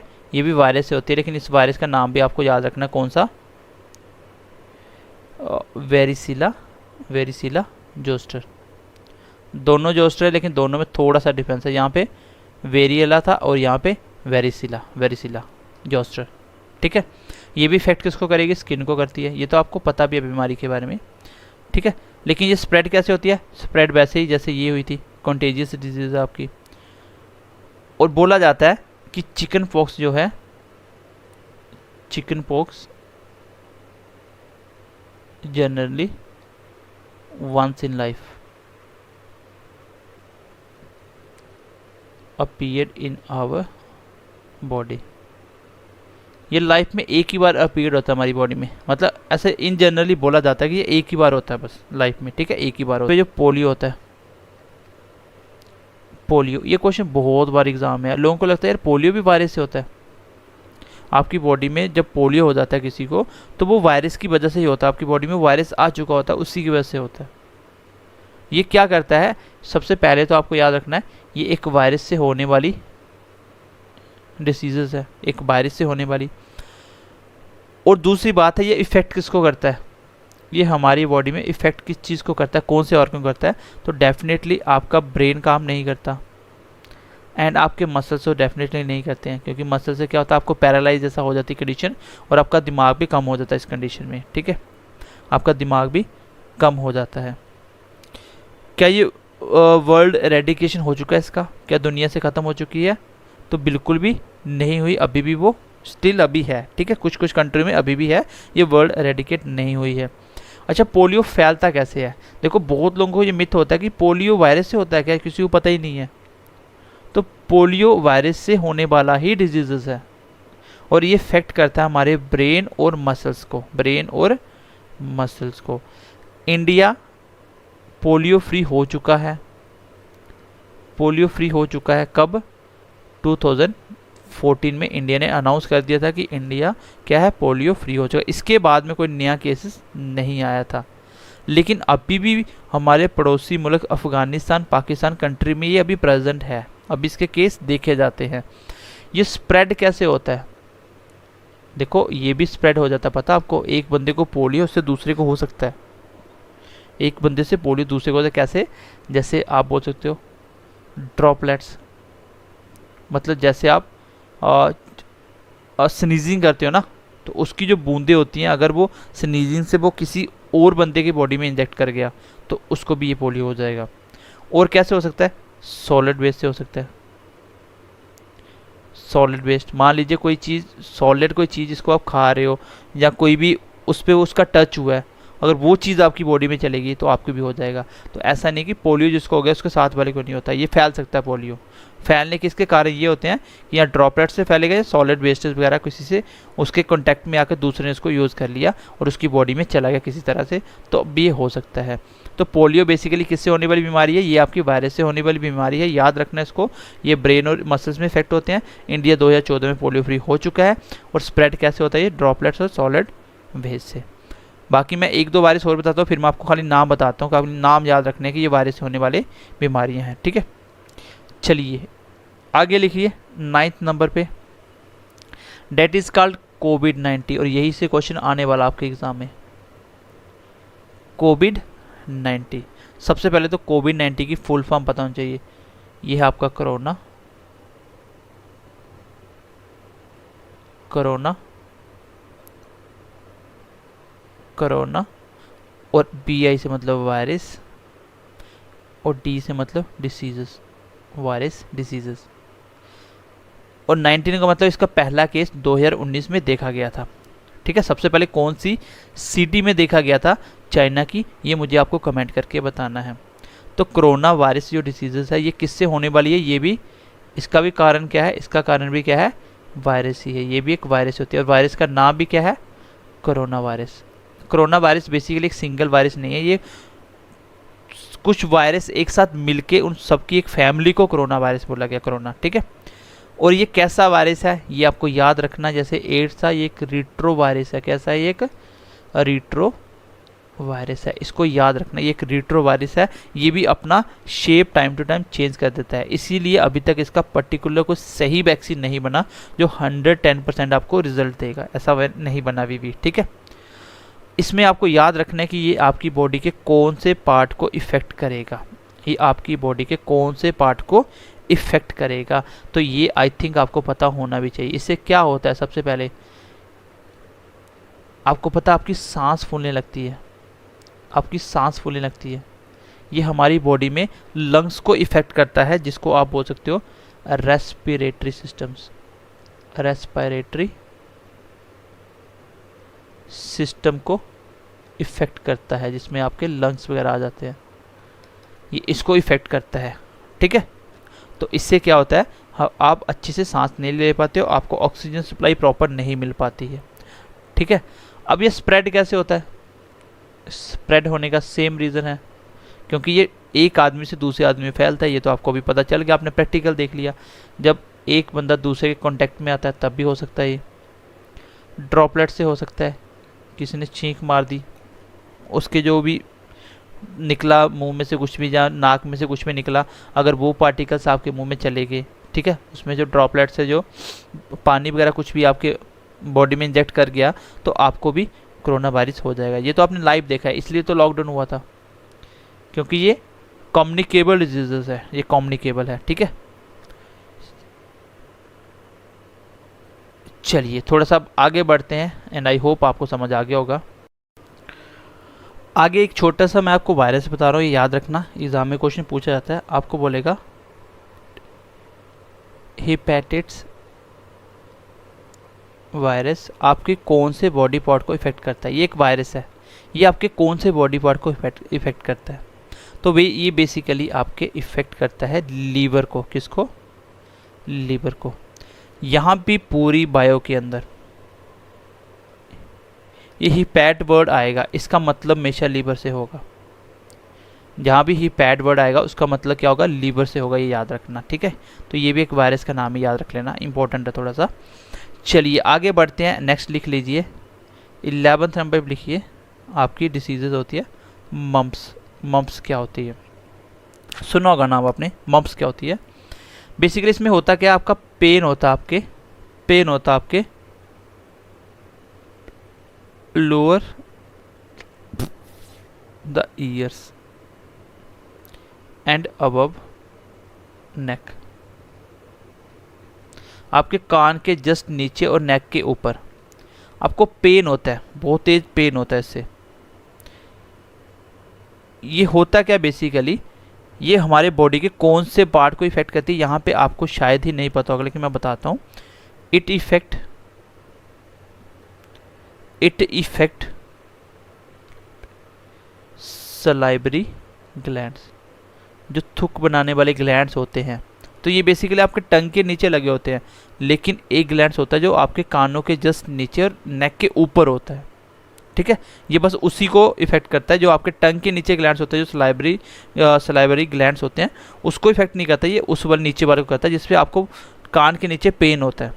ठीक है, कान के नीचे आपको पेन होता है, तो ये आपके सलाइवरी ग्लैंड्स को इफेक्ट करता है। ये वायरस क्या करता है? आपके सलाइवरी ग्लैंड्स को इफेक्ट करता है। तो याद रखना, सलाइवरी ग्लैंड्स को आपके इफेक्ट करता है। ठीक है, चलिए यहाँ तक डन हो गया। ठीक है, आपका मम्प्स में क्या होता है? कान के नीचे, आपके लोअर द ईयर्स के नीचे पेन होता है। और ये हमारी बॉडी में, ये वायरस से, इस बीमारी में क्या होता है? पेन होता है। और ये किससे होता है? वायरस होता है, वायरस से। और ये वायरस किस पे अटैक करता है, किस पे इफेक्ट करता है? जो हमारे सलाइवरी ग्लैंड्स होते हैं। ठीक है, सलाइवरी ग्लैंड्स होते हैं। चलिए अब नेक्स्ट बढ़ते हैं, नेक्स्ट लिख लीजिए। मैं आपको खाली नाम लिखवा रहा हूँ, वो वायरस के खाली नाम याद रखने हैं। वायरस से होने वाले वो डिजीजेज हैं। 12th नंबर पे लिखिए आप, 12th नंबर पे लिखिए। जैसे आपका बर्ड्स फ्लू, पता है आपको, हर साल आता ही रहता है बर्ड्स फ्लू। ये बेसिकली आपके बर्ड्स में ज़्यादातर होता है, जैसे हैन वगैरह। ठीक है, जैसे होता है आपका निपा, निपा भी आपका किससे होता है? वायरस से होता है। इबोला, पढ़ना तो इसके बारे में पढ़ लेना, बाकी इसके सिर्फ नाम याद रख लेना। काउपॉक्स, तो पॉक्स जितने आप समझ आना, ये सब वायरस से होते हैं। इसमें आपको एक ही चीज़ याद रखनी है, ये सारे किससे होते हैं? ये सारे वायरस से होने वाली डिसीजेस हैं, सारी की सारी वायरस से होने वाली डिसीजेस हैं। तो मुझे लगता है कि वायरस से आपको इतना ही पढ़ना चाहिए, इससे ज़्यादा पढ़ने की ज़रूरत है नहीं। खैर, जो क्वेश्चन आपका आएगा मुझे लगता है वो कोविड-19 से आ जाएगा, नहीं तो उससे पीछे वो पोलियो वगैरह, चिकन पॉक्स के बारे में पूछ सकता है। ठीक है, मैंने कुछ वायरस के नाम भी बताए, और कुछ मैंने आपको, ज़्यादातर मैंने आपको इफेक्टेड ऑर्गन बताया कि ये हमारी बॉडी में कौन से ऑर्गन को इफेक्ट करता है। बाकी ये भी नाम देख लेना एक बार, बर्ड्स फ्लू, निपा, इबोला, ये सारे एक ही तरह के वायरस है। इसमें सब में फीवर वगैरह होता है। ठीक है, तो एक ही सबके लक्षण है, सब सेम ही है। तो इसको एक बार देखना तो देख लेना, अदरवाइज इसके नाम याद रख लेना खाली, कि ये भी वायरस से होने वाली डिजीजेस होती हैं। अब हमारा जो नेक्स्ट इसके साथ ही आता है कम्युनिकेबल डिजीजेस के अंदर, वो आता है गाइज आपका बैक्टीरिया। तो तो हम बैक्टीरिया में क्या क्या पढ़ने वाले हैं, चलिए इसको एक बार देख लेते हैं। क्योंकि बैक्टीरिया में क्या क्या आता है, मैंने वायरस में बता दिया कि ज़्यादातर अफेक्टेड ऑर्गन पूछे जाते हैं और बीमारी का नाम पूछा जाता है किससे होती है। लेकिन बैक्टीरिया में आपको बैक्टीरिया का नाम पूछा जाता है। अभी हम पढ़ने वाले हैं किसके बारे में गाइस, अभी हम पढ़ने वाले हैं बैक्टीरिया से होने वाली डिजीजेस, बैक्टीरिया से, ठीक है, बैक्टीरिया वाली डिजीज अभी हम पढ़ने वाले हैं। तो बहुत अच्छे से समझने की कोशिश करना, आपको समझ आएगा बहुत अच्छे से। क्लास में मैं कोशिश करता हूँ कि आपको साथ साथ चीज़ों को रिमाइंड भी करवा पाऊँ और आपको याद भी करवा पाऊँ, ठीक है। बाकी मैं हमेशा एक ही चीज़ पे बिलीव करता हूँ कि सिलेबस ख़त्म करने से बेटर है गाइस, जो आपने पढ़ा है उसको बार बार रिवाइज़ करिए। आगे क्लास ना पढ़ के पीछे वाला ज़्यादा रिवाइज़ करोगे ना, सिलेक्शन हो जाएगा। और सिलेबस तो ख़त्म हो ही जाएंगे। फिलहाल साइंस अभी मुझे लगता है कि 4 से 5 दिन में साइंस आपकी कंप्लीट होने वाली है। और 5, 7, 10 तारीख से 10 से 15 के बीच आपकी मैं इकोनॉमिक्स भी ख़त्म करने वाला हूँ। इसके बाद आपकी होगी सिर्फ और सिर्फ प्रैक्टिस टेस्ट, ठीक है। वो आपको अपने अपने सब्जेक्ट के हम प्रैक्टिस सेट भी देंगे और ओवरऑल मॉक टेस्ट भी आपको देंगे, ठीक है। और तैयारी आपकी बहुत अच्छी हो जाएगी। थोड़ा सा बस ट्रस्ट रखिए और पढ़ते रहिए। और कुछ 2-4 बच्चों की वजह से हम लोग अपना पैटर्न चेंज नहीं कर सकते। हमारा जो पढ़ाने का तरीका होता है हम वैसे ही पढ़ाते हैं। और जैसे हमें लगता है कि जैसे सिलेक्शन होती है, जैसे हमने खुद सिलेक्शंस लिए हैं, तो किस तरीके से पढ़ना चाहिए वो आप हमें नहीं सिखा सकते। मैं पिछले 4 से 5 साल से लगातार ऑफलाइन और ऑनलाइन में पढ़ा रहा हूँ। मुझे इन चीज़ों का पता है कि पेपर में कैसे क्वेश्चन आते हैं, कैसे पूछे जाते हैं। तो वो आप थोड़ा सा ट्रस्ट रख के पढ़िए, हो जाएगा, बहुत आराम से हो जाएगा, ठीक है। बस मेहनत करते रहिए, क्वेश्चन यही से आएंगे जो आप पढ़ रहे हो। आपको कंटेंट अच्छा करवा रहे हैं, बीच में कुछ भी नहीं छोड़ रहे हैं, तो आपको मेहनत करनी है खाली। तो कोशिश करिए डेली पिछले 2-2, 1-1 चैप्टर को डेली रिवाइज करिए। जैसे आप चैप्टर पढ़ने लगते हो क्लास, तो पीछे वाली क्लासेस बार बार रिवाइज करिए। इकोनॉमिक्स की क्लासेस देखिए, एक दिन टॉपिक बना लीजिए कि आज मुझे ये 2-3 टॉपिक पढ़ने हैं, ठीक है। तो इस तरीके से आपको पढ़ना है। चलिए अब हम बैक्टीरिया के बारे में बात करेंगे। चलिए बैक्टीरिया कैसा होता है आपका, मैंने बताया था आपका वायरस आपका लिविंग नॉन लिविंग दोनों होता है। जब हमारी बॉडी में एंटर करेगा तो लिविंग होगा, जब वो नॉन लिविंग से बाहर होगा तब वो नॉन लिविंग होगा। तो वो दोनों के बीच में इंटरलिंक करता है। तो ये बेसिकली आपका बैक्टीरिया होता है, आपका प्योर लिविंग होता है। ये बिल्कुल लिविंग होता है, जिंदा होता है बैक्टीरिया, ठीक है। ये कैसा होता है, ये आपका यूनिसेलुलर होता है, यूनिसेलुलर। ये एक सिंगल सेल से मिलके बना होता है, ये बिल्कुल सिंगल सेल से होता है, ठीक है। इसको डिस्कवर करने वाला कौन था, आप लोग हॉनेस्टली आज इस क्लास के बाद पीछे कॉपी खोले बिना ईमानदारी से मुझे बताना कि बैक्टीरिया डिस्कवर किसने किया था। सॉरी, वायरस डिस्कवर किसने किया था। बैक्टीरिया तो खैर मैं आपको बता रहा हूँ। इसको लिख लो, एंटोनी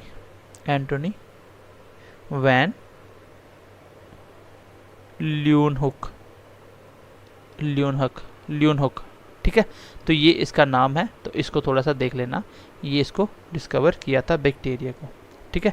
और ये कंप्लीटली पैरासाइट नहीं होते, मतलब पूरी तरह से हमारी बॉडी पे डिपेंड नहीं करती थी। ऑलरेडी ये खुद भी जिंदा होते हैं। ये बोलो नो कंप्लीट पैरासाइट। तो ये कंप्लीट पैरासाइट नहीं होते, हमारी बॉडी में पूरी तरह डिपेंड नहीं करते, ये खुद भी जिंदा होते हैं क्योंकि ये लिविंग होते हैं, ठीक है। इसमें आपको मैं बता देता हूँ कि किस चीज़ पे आपको टारगेट करना है। जो मेन इसमें क्वेश्चन पूछे जाते हैं, मेन क्वेश्चन एग्जाम में कहाँ से कैसे पूछा जाता है बैक्टीरिया के बारे में। इसमें आपको एक तो नेम ऑफ बैक्टीरिया ज़्यादा इम्पोर्टेंट है, नेम ऑफ बैक्टीरिया ज़्यादा इम्पोर्टेंट है। Which cause diseases. तो आपको सिर्फ बैक्टीरिया के ज़्यादातर नाम याद रखने हैं जो आपकी बीमारियां फैलाते हैं, जिससे बीमारी अलग अलग होती हैं। तो मैं आपको सबसे पहले बीमारी के बारे में बता रहा हूँ, और दूसरी आपको ये तो याद रखना पड़ेगा कि ये बीमारी किसकी वजह से होती है, वायरस से कि बैक्टीरिया से। ये तो आपको याद रखना पड़ेगा। और इसमें ज़्यादा नहीं है, वायरस की सबसे ज़्यादा थी क्योंकि वायरस दुनिया भर के होते हैं, बैक्टीरिया से बीमारियाँ कम ही होती हैं। तो वो बीमारी हम एक एक करके डिस्कस करते हैं। चलिए सबसे पहले लिख लीजिए, चलिए सबसे पहले नंबर पे लिख लेते हैं हम लोग,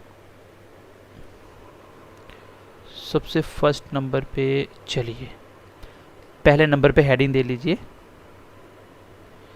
आपकी कॉलरा।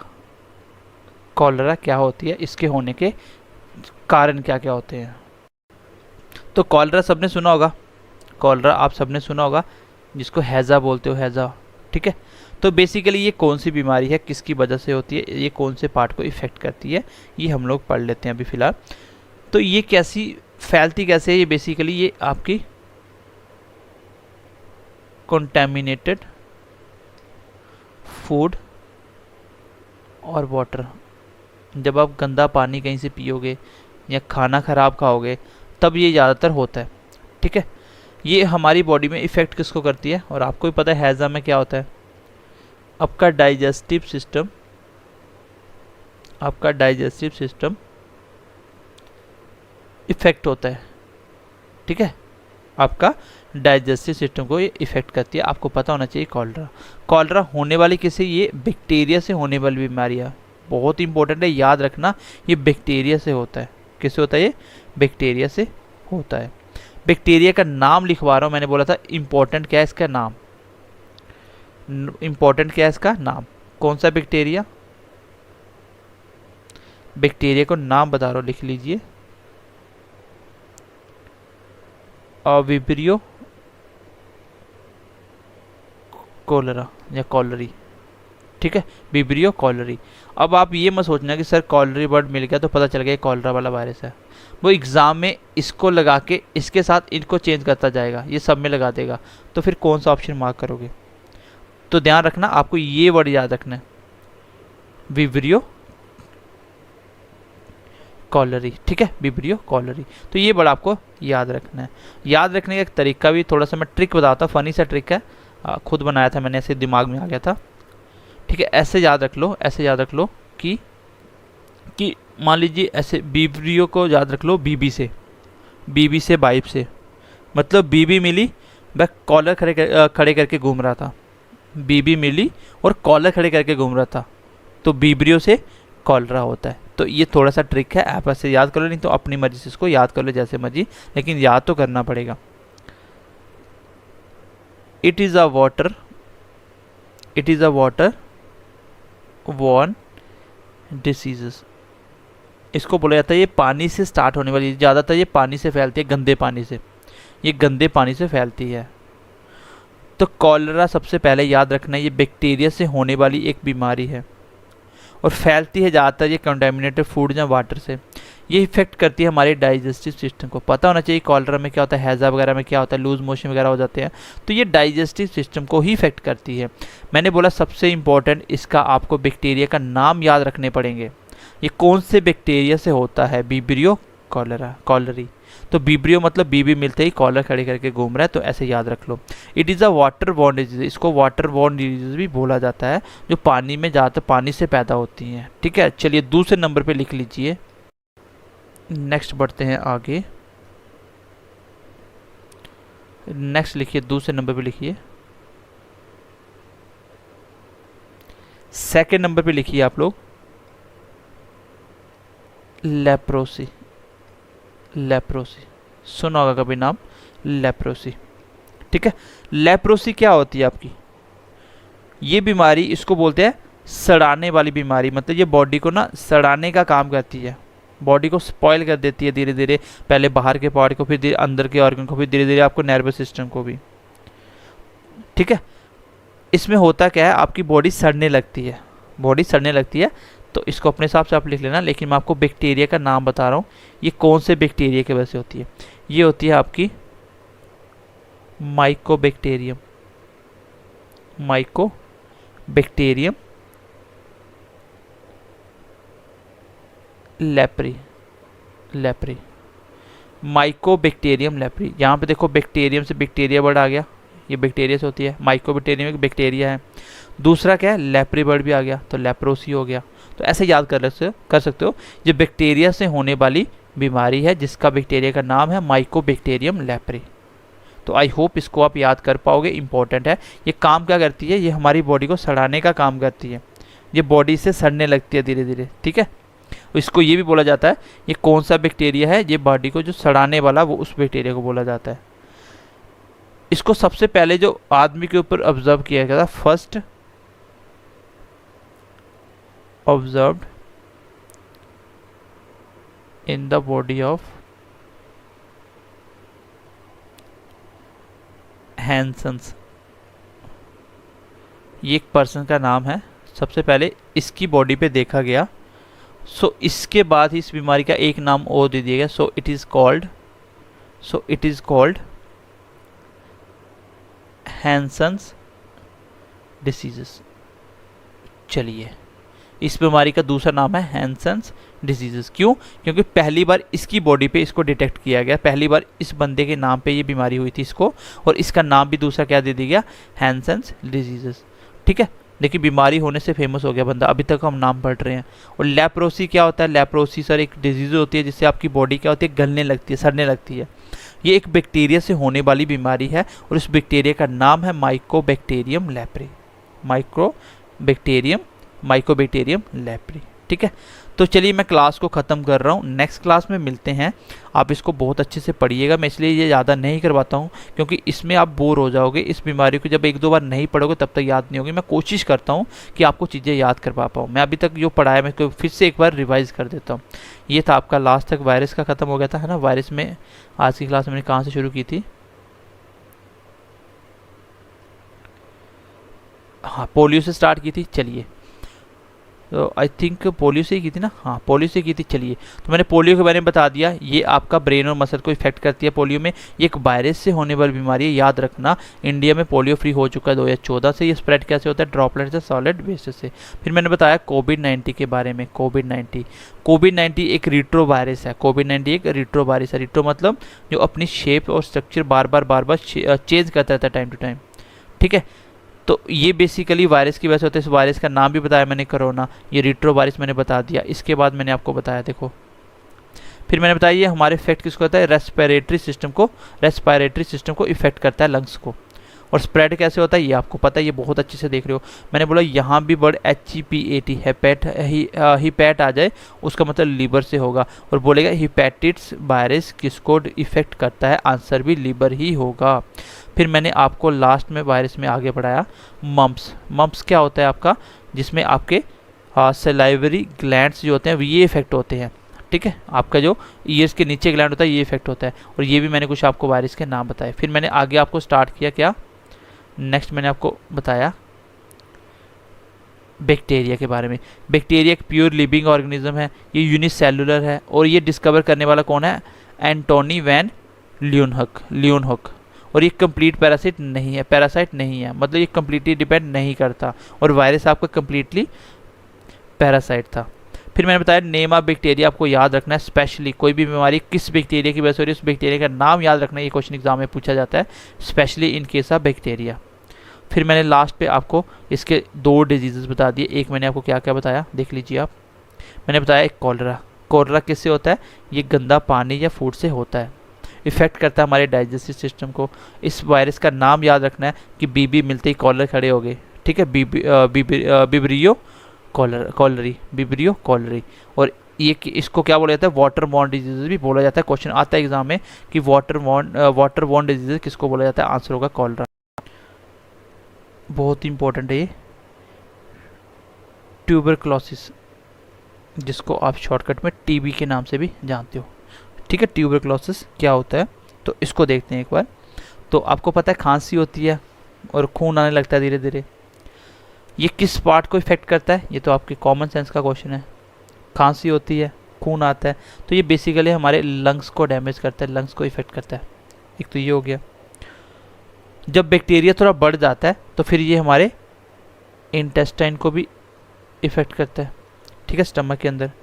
जब ये उससे भी ज़्यादा बढ़ जाता है, बिल्कुल सीवियर कंडीशन में पहुंच जाता है, तब ये हमारे ब्रेन को भी इफेक्ट कर देता है। तो बेसिकली इन सबको ऑर्गन को ये इफेक्ट करता है। इतना इम्पोर्टेंट नहीं है।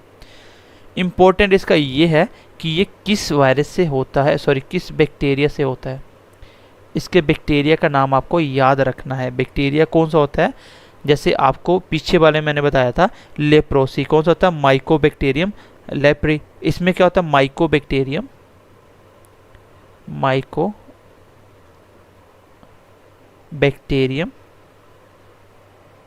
ट्यूबरक्लोसिस।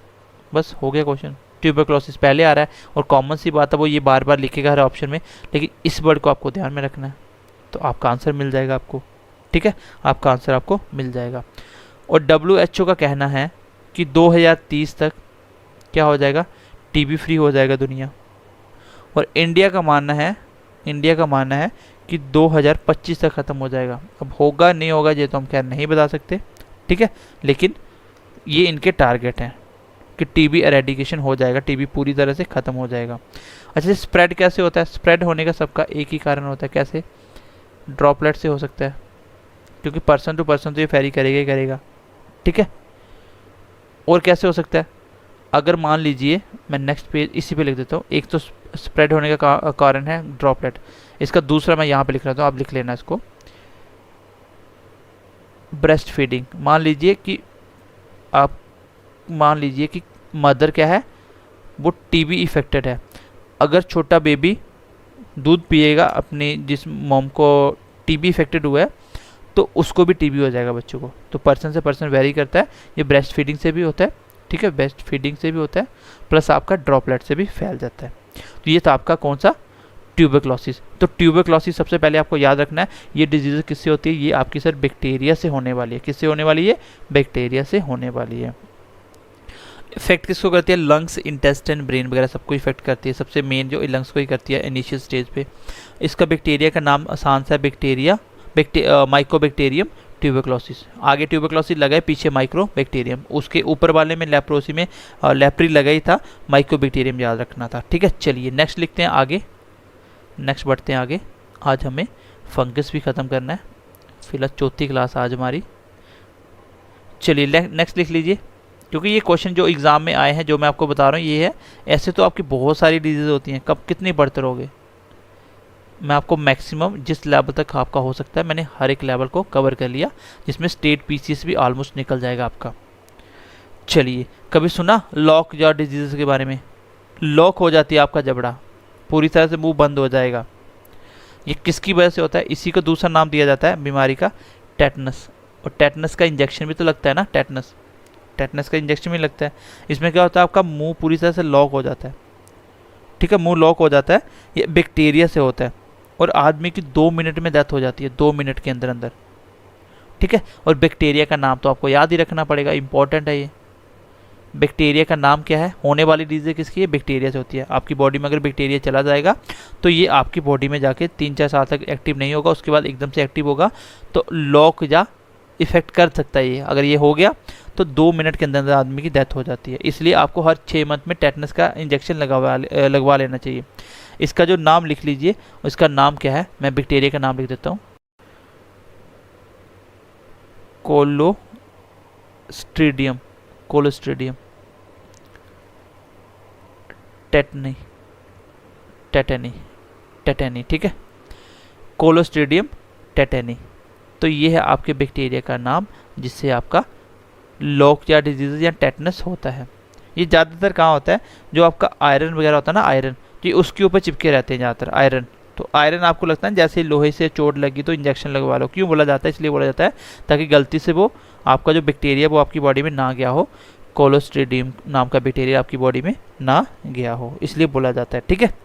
चलिए नेक्स्ट लिखिए 5वें नंबर पे, 5वें नंबर लिख लीजिए टाइफॉइड। टाइफॉइड सुना ये सबने नाम, ये टाइफॉइड क्या होता है? इसमें भी हाथ पैर ठंडे हो जाते हैं, हाई फीवर होता है। तो ये कौन से बैक्टीरिया की वजह से होता है?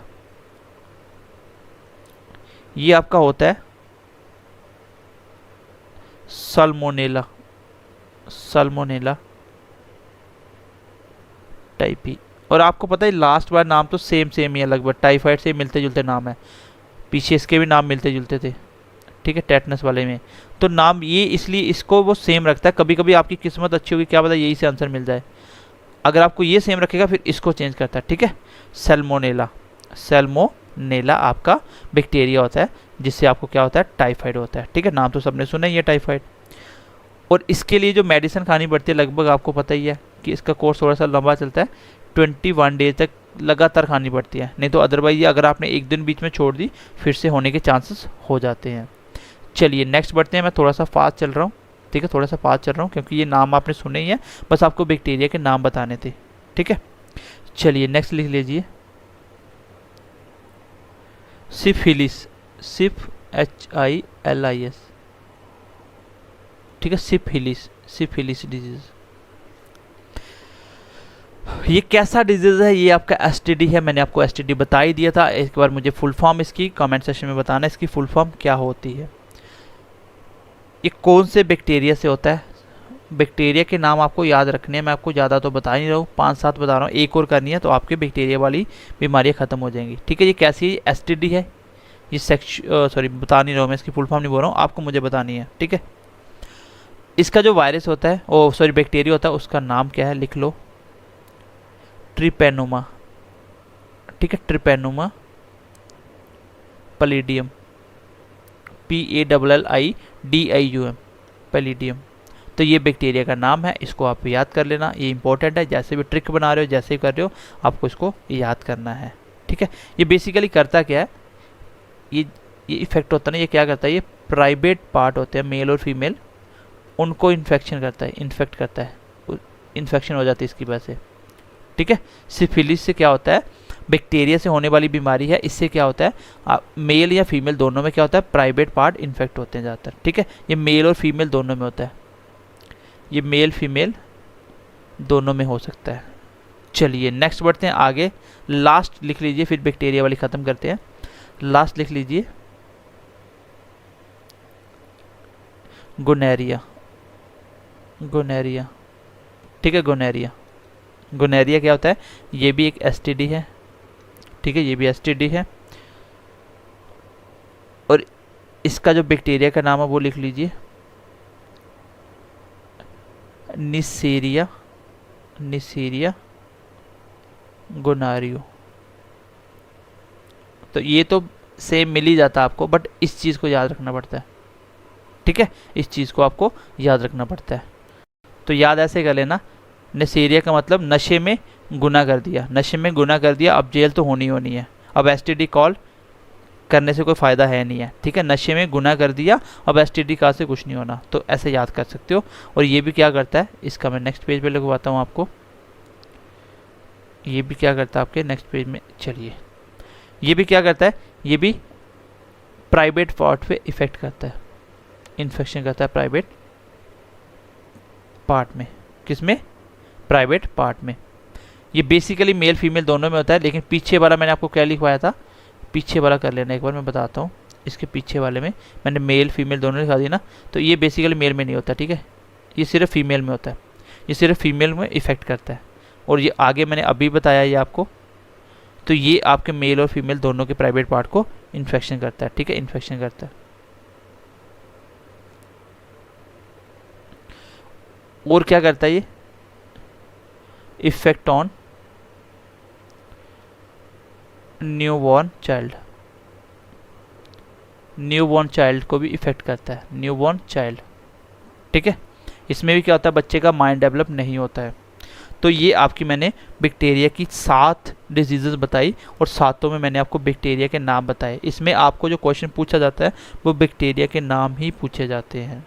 और आपको बीमारियाँ मेन तो आपने सुनी हुई है, आपने ट्यूबरक्लोसिस आपने सुनी हुई है, लेप्रोसी आपने सुनी होगी, कॉलरा आपने सुनी होगी, लोकजा डिजीज़ मैंने बता दिया, आपको पता चल गया, टाइफाइड आपने सुनी है। ठीक है, सिफिलिस और गोनेरिया भी आपने सुनी हुई है। तो ये मैंने आपको बता दिया। तो ये थे आपकी बैक्टीरिया से होने वाली डिजीज़ेस, और आपको इसके बैक्टीरिया के नाम याद रखने हैं, प्लस ये डिजीज़ेस के नाम याद रखने हैं। बस इतना ही आपको करना है, इससे ज़्यादा आपको बैक्टीरिया में नहीं पढ़ना। ठीक है, देखो क्वेश्चन आपका ऑप्शन एलिमिनेशन से भी हो जाएगा। हो सकता है आपको बैक्टीरिया नहीं आता, वायरस आता है, और बीमारी का नाम पूछ ले, बताइए किससे होने वाली है। आपको पता है वायरस में तो मैंने पढ़ा ही नहीं, जो आपने पढ़ा था वो आपने उसमें आया नहीं, तो आंसर बैक्टीरिया हो जाएगा। इस तरीके से भी हो जाते हैं क्वेश्चन, इसलिए आप ध्यान से पढ़िए, ईमानदारी से पढ़िए, जितना पढ़ा रहे हैं क्वेश्चन निकल जाएंगे। थोड़ा सा दिमाग यूज़ करना पड़ेगा, क्वेश्चन हो जाएंगे। ठीक है, चलिए अब हम पढ़ते हैं फंगस के बारे में। चलिए नेक्स्ट हेडिंग दे लीजिए अभी, फंगस, फंगस से होने वाली बीमारियों के बारे में। चलिए गाइस ये लिख लीजिए आप, फंगस। ठीक है, तो पहले तो फंगस से होने वाली बीमारियां। अब मुझे, मैंने आपको न्यूट्रिशन बताया था, बताइए फंगस की जो सेल वाल है वो किसकी बनी होती है? अच्छा, एनिमल की सेल वाल किसकी बनी होती है ये भी मुझे कमेंट सेक्शन में बताना, और फंगस की सेल वाल किसकी बनी होती है ये भी मुझे कमेंट सेक्शन में बताना। मैं आपको बार बार बोल रहा हूँ, अगर आपको सिलेक्शन लेना है तो रिवीजन पे फोकस रखिए। जो आपने पढ़ा है वो टिप्स पे होना चाहिए। डेली के 2-2 चैप्टर टारगेट बनाइए, डेली के 2-2 चैप्टर पढ़िए साथ साथ। जितना पढ़ा है उसको बार बार रिवाइज करते रहिए गाइस। बिलीव मी, आपकी सिलेक्शन हो जाएगी। जैसे सिलेबस ख़त्म, आपके टिप्स पे सब कुछ है और हम प्रैक्टिस करवाएंगे, सब कुछ क्लियर हो जाएगा, कुछ नहीं बचेगा आपका और बहुत अच्छे से तैयारी हो जाएगी। और हम अपनी तरफ से 110% एफर्ट दे रहे हैं और इतना अच्छा कंटेंट आपके लिए प्रोवाइड कर रहे हैं। बस आपको मेहनत करनी है और थोड़ा सा बिलीव रखिए। जिन बच्चों को बिलीव नहीं हो रहा है तो आपकी सिलेक्शन नहीं हो सकती ऐसे हमसे पढ़ के, क्योंकि बिलीव करना पड़ेगा आपको। और हम आपको वैसे भी तो चैलेंज देते हैं कि भाई पूरी JNK मार्केट में आप कंटेंट हमारे जैसा लेकर बताइए ना, मैं बताऊँ ना कौन अच्छा पढ़ा रहा है इससे बेटर। तो फिर आपको क्यों लगता है कि उनकी सिलेक्शन होगी आपकी नहीं होगी। और प्रोपोगंडा करने से सिलेक्शन नहीं होगा, प्रोपोगंडा करने से सिलेक्शन नहीं होगा, आपको पढ़ने से सिलेक्शन होगा। मेहनत करिए, रिजल्ट अपने आप दिखेंगे आपको। बहुत टाइम अभी आपके पास, बस आप मेहनत करिए, ठीक है। चलिए फंगस के बारे में पढ़ लेते हैं। फंगस कैसा होता है इसके बारे में थोड़ा सा पढ़ के फिर मैं इसकी थोड़ी सी आपको जो बीमारियाँ वो बताता हूँ और आज की क्लास को ख़त्म करते हैं। इसमें जो क्वेश्चन पूछे जाते हैं वो है आपके सिर्फ बीमारी के नाम पूछे जाते हैं जो किसकी वजह से होते हैं, फंगस की वजह से। बस इतना ही रखना आपको याद, बाकी क्वेश्चन आपका निकल जाएगा। ये कैसा होता है फंगस आपका, ये मल्टी सेलुलर होता है। मल्टी सेलुलर मतलब मल्टी सेलुलर, चल मैं स्पेलिंग फिर से लिख देता हूँ। ये कैसा होता है, ये आपका होता है मल्टी सेलुलर, ठीक है। ये अलग अलग सेल से मिलके बना होता है, ठीक है। और ये ज़्यादातर होते कहाँ हैं, मैंने आपको बताया भी था जब आपको मैंने फंगस के बारे में थोड़ा पढ़ाया था, जब आपको न्यूट्रिशन पढ़ा रहा था। ये ज़्यादातर ह्यूमिडिटी वाली जगह में होते हैं, यहाँ पे नमी होती है, यहाँ पे नमी होती है, ठीक है, वहाँ पे ये ग्रो करते हैं ज़्यादातर। अब माइको एक रूट वर्ड होता है, myco, this is for root words for fungus. यहाँ पे माइको वर्ड लगा होगा, वहाँ पे फंगस पक्का जरूर आएगा ही आएगा। इसलिए स्टडी ऑफ फंगस को क्या बोला जाता है, ये क्वेश्चन एग्जाम में आता है। स्टडी ऑफ फंगस को माइकोलॉजी बोला जाता है, माइकोलॉजी बोला जाता है। तो फंगस बेसिकली एक मल्टी सेलुलर है। ये ह्यूमिडिटी वाली जगह पे होता है, यहाँ पे नमी होती है। माइको वर्ड यहाँ लगा, उसका मतलब फंगस होगा, इसलिए स्टडी ऑफ फंगस को माइकोलॉजी भी बोला जाता है, माइकोलॉजी, ठीक है। चलिए ये क्या करता है बेसिकली, आपके ज़्यादातर ये स्किन डिजीज़ करता है। कैसे डिजीज़ करता है, ये आपके स्किन डिजीज़ करता है मोस्टली सबके। इसकी एग्जाम्पल है फंगस की, मैंने आपको न्यूट्रिशन में बताया था आई थिंक। ये जैसे मशरूम जो होता है, आप मशरूम की सब्ज़ी खाते हो, अगर ये बीमारियाँ करता है मशरूम तो आप खाते हो। जैसे आपका ईस्ट होता है, ईस्ट ये शराब बनाने के लिए काम आता है, अल्कोहल यूज़ में होता है, अल्कोहल बनाने के यूज़ में आता है। और इसको तो पता है आप सब्जी खाते हो इसकी।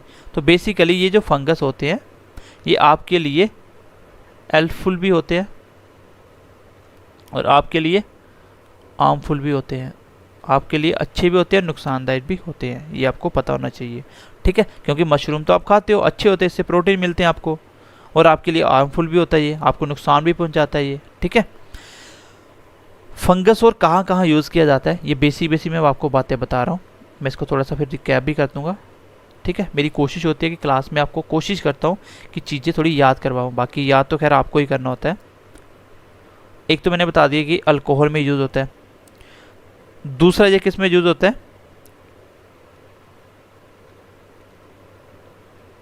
जो फंगस होता है ये मेडिसिन में भी यूज़ होता है, मेडिसिन आपकी दवाइयाँ बनाने में भी यूज़ होता है। अब ये कैसे यूज़ होता है, आपको एक चीज़ पता होगी कि जो एंटीबायोटिक होती है, एंटीबायोटिक किसके लिए दी जाती है, ये आपको इन्फेक्शन के से लड़ने के लिए दी जाती है, ठीक है। इन्फेक्शन को कंट्रोल करने के लिए दी जाती है, इन्फेक्शन कंट्रोल करने के लिए एंटीबायोटिक खाते हो ना जब भी कोई इन्फेक्शन या एलर्जी हो जाती है। तो एंटी का मतलब होता है अगेंस्ट और बायोटिक का मतलब होता है लाइफ, बायोटिक का मतलब होता है लाइफ। तो एंटीबायोटिक यूज़ की जाती है आपकी किसके लिए, ये ज़्यादातर बैक्टीरिया के लिए ही यूज़ की जाती है, लेकिन फंगस का मेडिसिन में क्या रोल है, मैं थोड़ा सा आपको समझाने की कोशिश करता हूँ। एक बात तो हमेशा याद रखना, जो आपकी एंटीबॉडी होती है, एंटीबॉडी तब दी जाती है जब भी आपको बैक्टीरिया से कोई बीमारी होती है, जब आपको बैक्टीरिया आता है बॉडी में तब एंटीबॉडी दी जाती है। इसलिए आपको कोई भी एलर्जी होती है तो आपको एंटीबॉडी दी जाती है। ये बेसिकली जो आपकी यूज होती है, यूज टू किल बैक्टीरिया, तो ये तो बेसिकली बैक्टीरिया के लिए यूज़ होती है। अब आपका इसका क्या रोल है, क्योंकि यहाँ से क्वेश्चन आता है, इसलिए मैं थोड़ा सा आपको एक्सप्लेन कर रहा हूँ ये चीज़ें। जो आपकी फर्स्ट एंटीबॉडी बनी थी, एंटीबायोटिक, फर्स्ट एंटीबायोटिक जो बनी थी वो बनी थी किससे, वो बनी थी पेनिसिलिन से। किससे बनी थी, पेनिसिलिन। और ये क्वेश्चन पता नहीं कितनी बार एग्जाम में पूछा जा चुका है, इसको आप स्टार मार्क कर लो, 5 स्टार दे दो इसको। पूछेगा कि पहली एंटीबायोटिक किससे बनी थी, ये बनी थी पेनिसिलिन से। और पेनिसिलिन जो होता है वो क्या होता है, पेनिसिलिन आपका क्या होता है, ये किससे बनता है, ये बनता है आपका मेड इट फ्रॉम फंगस। तो बताइए फंगस आपका मेडिसिन में यूज हो रहा है कि नहीं हो रहा। कितनी सारी एंटीबायोटिक खाते हो आप लोग, ठीक है, कितनी सारी एंटीबायोटिक आप खाते हो। तो ये किसकी बनी थी, सबसे पहले पेनिसिलिन से बनी थी। पेनिसिलिन आपका फंगस का ही बना होता है, ठीक है, पेनिसिलिन आपका फंगस का ही बना होता है। तो क्वेश्चन एग्जाम में ये भी पूछा जाता है कि पेनिसिलिन सबसे पहले किसने डिस्कवर किया था, पेनिसिलिन सबसे पहले किसने डिस्कवर किया था, इसका नाम है अलेक्जेंडर फ्लेमिंग। तो फंगस के लिए मैंने आपको बेसिक सी 2-4 बातें बताई हैं, मैं एक बार दोबारा से रिपीट कर देता हूँ ताकि आपको चीज़ें थोड़ी सी पता चल जाए। मैंने आपको बोला कि इसमें आपको मेन तो याद यही रखना है कि कौन सी बीमारी, नाम याद रखने हैं जो फंगस से होती है, बस 4-5 बीमारी वो हो जाएंगी, बहुत आसान है, ठीक है। उसके बाद ये मल्टी सेलुलर होती है, ज़्यादा इंपॉर्टेंट नहीं है। ये कहाँ होती है, ये इंपॉर्टेंट है, ह्यूमिडिटी में होती है। Mycology of study of fungus को बोलते हो। इसका एग्जांपल है मशरूम और ईस्ट, ये मैंने एग्जांपल तौर पे लिख दिया। ये आपकी बॉडी के लिए हेल्पफुल भी होता है, ये आपकी बॉडी के लिए हार्मफुल भी होता है, ठीक है। ये आपके लिए बॉडी के लिए अच्छा भी होता है। हेल्पफुल कब होगा, जब आप इसका मेडिसिन खा रहे हो और सब्जी खा रहे हो मशरूम की, तो हेल्पफुल है। अगर इससे मेडिसिन बना रहे हो या आपकी इससे होने वाली बीमारियां हो जाती हैं तो वो क्या आपके लिए हार्मफुल हो गया। अभी आपको बीमारियां बताऊंगा इसके बारे में, तो ये मैंने आपको बताया। फिर मैंने आपको इसका थोड़ा सा एक्सप्लेन करा मेडिसिन में कैसे, मैंने बोला कि मेडिसिन में कैसे यूज़ होता है। एंटीबायोटिक होती है वो बैक्टीरिया के लिए बनती है, इन्फेक्शन को कंट्रोल करने के लिए, और इसको बनाने के लिए सबसे पहले पेनिसिलिन यूज़ किया गया था। पेनिसिलिन किसका बना होता है, फंगस का ही बना होता है। इसको सबसे पहले डिस्कवर किया था अलेक्जेंडर फ्लेमिंग में। चलिए अब हम कर लेते हैं बीमारियाँ और उसके बाद मैं क्लास को ख़त्म करता हूँ, ठीक है। उसके बाद मैं क्लास को ख़त्म करता हूँ। सबसे पहले आपको सिर्फ बीमारियों के नाम याद रखने और कुछ भी याद नहीं रखना। सबसे पहले आप याद रखोगे रिंगवॉर्म, जो दाग होता है, दाग, रिंगवॉर्म, ये किससे होने वाला है, ये है cause of fungus, CAUSE, cause of fungus. Pathogen में कौन सा, फंगस इसका आंसर होगा। दूसरे नंबर पे आपको याद रखनी है स्कैबीज, खुजली, ठीक है, ये भी किसकी वजह से होती है, फंगस की वजह से। तीसरे नंबर पे आपको याद रखना है वाल्डनेस, जैसे किसी का गंजा हो जाना, गंजा हो जाते हो, ये भी किसकी वजह से होता है, फंगस। क्योंकि डैंड्रफ वगैरह होता है ना, आप देखा होगा कभी डैंड्रफ ही ज़्यादा आपका कब होता है, जब आपके बरसात आती है, बरसात के मौसम में आपको डैंड्रफ ज़्यादा होता है क्योंकि उस टाइम पे फंगस ज़्यादा फैलता है, ठीक है।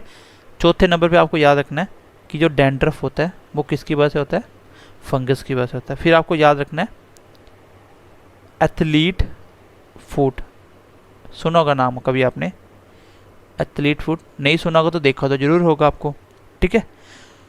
क्या होता है, जब गर्मियों के दिन जब बरसात आती है तो कुछ लोगों के पैर क्या होते हैं, वो गल जाते हैं ना, उंगलियों के बीच में हो जाते हैं ना, गल जाते हैं। जब आप जूते पहनते हो तो बीच में उंगलियों के बीच में, जब आपकी छोटी उंगलियों के बीच में यहाँ पे क्या होता है, बीच में पैर गलना शुरू कर देते हैं, तो वो किसकी वजह से होता है, उसको बोलते हैं एथलीट फुट, उसको बीमारी को नाम बोलते हैं, या एथलीट वॉर्म। तो ये क्या होता है, आपके जो पैर होते हैं, पैरों के बीच में क्या होता है, गलना स्टार्ट हो जाते हैं। कब होते हैं ये, जब आपका बरसात आती है तब होते हैं, क्योंकि आपको पता है फंगस कब होता है, ह्यूमिडिटी में, और जब बरसात होती है जब पानी में, तब सबसे ज़्यादा ह्यूमिडिटी होती है। तो रिंग वॉर्म जो दाग होते हैं तब ये भी वही होते हैं, ठीक है। खुजली भी उसी मौसम में ज़्यादा होती है। गंजापन भी किसकी वजह से होता है, फंगस की वजह से होता है, क्योंकि आपको पता होना चाहिए ये डैंड्रफ वगैरह सब इसी का कॉज है, और बाल इसी से झड़ते हैं। डैंड्रफ हो गया। एथलीट फुट मैंने आपको बता दिया, ये आपने हो सकता है पहली बार सुनी हो। एथलीट फुट किसकी वजह से होता है ये बीमारी है, ये होता है आपका फंगस की वजह से। तो गाइस ये था आपका फंगस से होने वाली डिजीजेस, और आई होप कि आप इसको बहुत अच्छे से पढ़ पाए होंगे और इसको याद भी आपने किया। कैसा होता है, ये भी आपका यूनिसेलुलर होता है, सेलुलर। मल्टी सेलुलर आपका फंगस था, बाकी सब क्या थे, यूनिसेलुलर थे। और ये कैसा होता है, ये भी पैरासाइट होता है, कम्प्लीटली डिपेंड करता है हमारे ऊपर, ठीक है, डिपेंडेंट होता है एक दूसरे के ऊपर। आपको इसमें याद क्या रखना है, आपको इसमें याद रखना है कि प्रोटोजोआ के नेम क्या है, क्या याद रखना है आपको, नेम ऑफ प्रोटोजोआ। दूसरा आपको याद रखना है कि ये फैलते कैसे हैं, वेक्टर क्या है इसके, यहाँ स्प्रेड कैसे होते हैं, स्प्रेड कॉज, स्प्रेड कैसे होते हैं, ठीक है, बस आपको ये याद रखना है।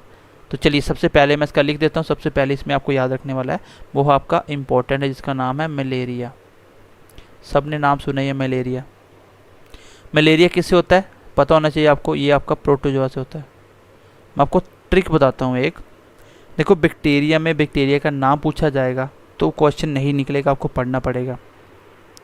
अगर वो पूछता है कि ये बीमारी किसकी वजह से होती है, वायरस से होती है, बैक्टीरिया से होती है, फंगस से होती है, प्रोटोजोआ से, तब तो आप क्वेश्चन का आंसर कर सकते हो अगर आपने आधा भी पढ़ा है तो। अगर आपने फंगस पढ़ लिया, प्रोटोजोआ पढ़ लिया, वायरस पढ़ लिया तो बचा हुआ बैक्टीरिया हो जाएगा। अगर आपने 3 पढ़ के एक छोड़ भी दिया, वायरस छोड़ दिया, बचा हुआ सारे वायरस आंसर हो जाएंगे, ठीक है, वो तो हो जाएगा। लेकिन जब क्वेश्चन पर्टिकुलर बीच में नाम पूछ लेता है तब मुश्किल हो जाता है। मलेरिया किसकी वजह से होता है, ये आपका प्रोटोजोआ से वजह से होता है, ठीक है। इसमें जो सिम्टम होते हैं वो कैसे होते हैं, आपके जो लक्षण दिखते हैं वो कैसे दिखते हैं, इसमें आपको पता है कि क्या होता है, हाई फीवर हो जाता है, हाई फीवर होता है। लेकिन कैसा होता है, डेफिनेट टाइम पे होता है। हो सकता है आपको मॉर्निंग पे फीवर हो, दिन में ठीक रहो, रात को फिर हो जाए, मतलब टाइम टू टाइम आता है ये आपका, ठीक है। और इसका जो मेन कारण होता है फैलने का वो क्या होता है, ये आपको याद रखना है। ये स्प्रेड कैसे होता है, इसको स्प्रेड कौन करता है, इसको एक मक्खी होती है जो फीमेल एनोफिलीज, बहुत ही इम्पॉर्टेंट क्वेश्चन है, इसको मैं 7-8 स्टार एक साथ दे देता हूँ। पहली बात याद रखनी है, मलेरिया आपका प्रोटोजोआ की वजह से होता है। दूसरा इसका सबसे इम्पॉर्टेंट पॉइंट, इसको स्प्रेड कौन करता है, इसको फीमेल एनोफिलीज नाम की एक मक्खी होती है, वो इसको स्प्रेड करती है, वो लेके इसको उड़ती है, ठीक है, वो उसको लेके उड़ती है। तो वो जब आपको काटती है, जहाँ आपके बॉडी में कहीं इनडायरेक्टली खाने में बैठ जाती है, उससे आपके खाने में चले जाता है अंदर, तो वो आपकी बॉडी में चला गया आपका प्रोटोजोआ, उससे आपको क्या होता है, मलेरिया हो जाता है। इसका जो प्रोटोजोआ का नाम है ये भी इम्पोर्टेंट है, ये आपको याद रखना है। इसका नाम है प्लाज्मोडियम। कौन सा protozoa, Plasmodium beeswax, BIVAX beeswax. तो प्लाज्मोडियम बीवैक्स आपका प्रोटोजोआ का नाम है, ये भी आपको याद रखना है। बैक्टीरिया में भी आपको बैक्टीरिया के नाम बताए, और इसमें भी आपको नाम याद रखने ही रखने कौन सा प्रोटोजोआ। दूसरा स्प्रेड कौन करता है, ये फीमेल एनोफिलीज, बहुत बार क्वेश्चन एग्जाम में पूछा गया है कि जो मलेरिया कॉज करने वाली जो मक्खी होती है, जो इस प्रोटोजोआ को लेके उड़ती है, जो उसको आपकी बॉडी में इंजेक्ट करवाती है, वो कौन होता है, उसका नाम है फीमेल एनोफिलीज, जैसे भी डायरेक्टली इनडायरेक्टली आपकी बॉडी में इंजेक्ट करवाती है। चलिए नेक्स्ट बढ़ते हैं, इसके ऊपर हम दूसरी बीमारी का नाम लिखते हैं, that is called sleeping sickness. Sleeping sickness क्या होती है, स्लीपिंग सिकनेस 24 आवर्स नींद आती है बस, है ना, मज़े ही मज़े हैं, 24 आवर्स सोना ही सोना है। इसमें आपको 24 घंटे नींद आती रहती है। और इसका आपको याद क्या रखना है, इसमें जो प्रोटोजोआ का नाम है वो आपको याद रखना है। मैंने आपको पहले ही बता दिया आपको किस में क्या क्या पढ़ना है। इसका नाम है ट्राइपैन ट्राइपैनसोमा या ट्रिपैनसोमा, ठीक है। और इसको जो फैलाने वाली जो मक्खी होती है उसका नाम होता है सीसी फ्लाई। एक सीसी फ्लाई नाम की मक्खी होती है जो इसको लेके उड़ती है, ठीक है। इसको सीसी ऐसे याद रख लो, स्लीपिंग एस से सीसी, यहाँ पे देखो सीसी फ्लाई, तो सेम है। सिक भी ऐसे सिकनेस, स्लीपिंग सिकनेस, तो सीसी। तो फ्लाई मतलब आप हवा में, फ्लाई मतलब आप नींद में उड़ते हो, आपको लगता है पता नहीं कहाँ उड़ रहे हो, फ्लाई करते हो आप, ठीक है। Sleeping sickness. और प्रोटोजोआ का नाम क्या है? ट्रिपैनसोमा। ट्रिपैनसोमा इसकी प्रोटोजोआ का नाम है। चलिए नेक्स्ट लिखिए, नेक्स्ट स्लाइड लेते हैं एक बार। दो हो गई आपकी प्रोटोजोआ से होने वाली, एक मलेरिया, एक स्लीपिंग सिकनेस। एंड नेक्स्ट लिख लीजिए, इसमें एक और बीमारी है इंपॉर्टेंट जिसका नाम है काला अजहर। काला अजहर। एक और इसका नाम होता है जिसको बोला जाता है ब्लैक फीवर। क्या बोला जाता है? Black fever. इसका एक और नाम होता है जिसको बोलते हैं दमदम फीवर। तो सब में आपको बुखार ही होता है, तीनों उसके नाम है, kala azar, black fever, Dumdum fever, सारे एक ही के नाम हैं, ठीक है। इसमें बेसिकली ब्लैक फीवर क्यों बोला जाता है? इसमें आपके जो नाखून है ना, नाखून हो गया आपका, यूरिन, ये ब्लैक हो जाता है। इसका कलर कैसा होना शुरू हो जाता है? ब्लैक। नाखून आगे से ब्लैक होना स्टार्ट हो जाते हैं जब ये बुखार होता है, तो इसको बोलते हैं ब्लैक फीवर या काला अजहर या दमदम फीवर। इसके लिए जो प्रोटोजोआ रिस्पॉन्सिबल है वो कौन सा है? उसका नाम है लेशमीनिया। लेशमीनिया। और इसका जो बैक्टर है, इसको जो फैलाने वाला, उसका नाम है सैंड फ्लाई। Sand fly. कौन सी मक्खी? Sand fly. तो ये इसको फैलाती है। तो प्रोटोजोआ के नाम याद रखने हैं। कैसे फैलता है? मैंने तीन ही बताया। मलेरिया कौन फैलाता है? Female anopheles. और उसके बाद मैंने आपको बताया स्लीपी सिकनेस कौन फैलाता है? CC fly. और आपका जो काला अजहर ये कौन फैलाता है? ये सैंड फ्लाई नाम की मक्खी होती है, ठीक है। तो आपको इसमें ज़्यादा कुछ नहीं करना है, बस इतने ही आप याद कर लेना, और इतने ही आपको याद करने, इसमें दो तीन ही है बस। देखो फंगस के 4-5 बताए मैंने। फंगस तो आपको पता ही है, और बाल्डनेस होना, बाल का झड़ना, डैंड्रफ होना, ठीक है, डैंड्रफ हो जाना, और रिंग वॉर्म हो जाना, और एथलीट फुट हो जाना, तो वो फंगस के थे। ये मैंने प्रोटोजोआ को 2-3 बताए। और आप एक किसी बैक्टीरिया या फंगस में, उसमें वायरस में याद कर लो, बाकी अपने आप हो जाएगा। अगर आप 60-70% भी अच्छे से पढ़ के जाओगे ना, तो भी पेपर आपका 80-90% होने के चांसेस होते हैं। क्योंकि अगर आपको ये अच्छा आता है ना, तो ऑप्शन एलिमिनेशन काम आते हैं। इसलिए आपको चीज़ों को बहुत ध्यान से पढ़ना होता है। सिलेक्शन लेने का यही सबसे अच्छा तरीका होता है। जो पढ़ रहे हो वो टिप्स पे होना चाहिए, उसको आपको लर्न बाय हर्ट्स कर लेना है। एकदम जब पूछे उसी टाइम आपका रिप्लाई आना चाहिए, इसका आंसर ये होगा, तब आपका सिलेक्शन होगा। क्योंकि लास्ट के टाइम पे आपको रिवाइज करते रहोगे तो बहुत मुश्किल हो जाएगा। क्योंकि लास्ट के टाइम पे आपको नई नई चीज़ें जो मिले उसको पढ़ना होता है। हो सकता है हम लास्ट में आपको प्रैक्टिस कराएं, उसमें भी आपको बहुत सारी नई नई चीज़ें बताएं, तब भी तो साथ साथ पढ़ना पड़ेगा। फिर आपके ऊपर बर्डन पड़ना स्टार्ट हो जाता है अगर आपने रिवीजन नहीं की। मैं आज भी बोल रहा हूँ, टाइम बहुत है, एक छोटा सा काम कर लो, कुछ मत करो, डेली का कोई ना कोई चैप्टर रिवाइज करो।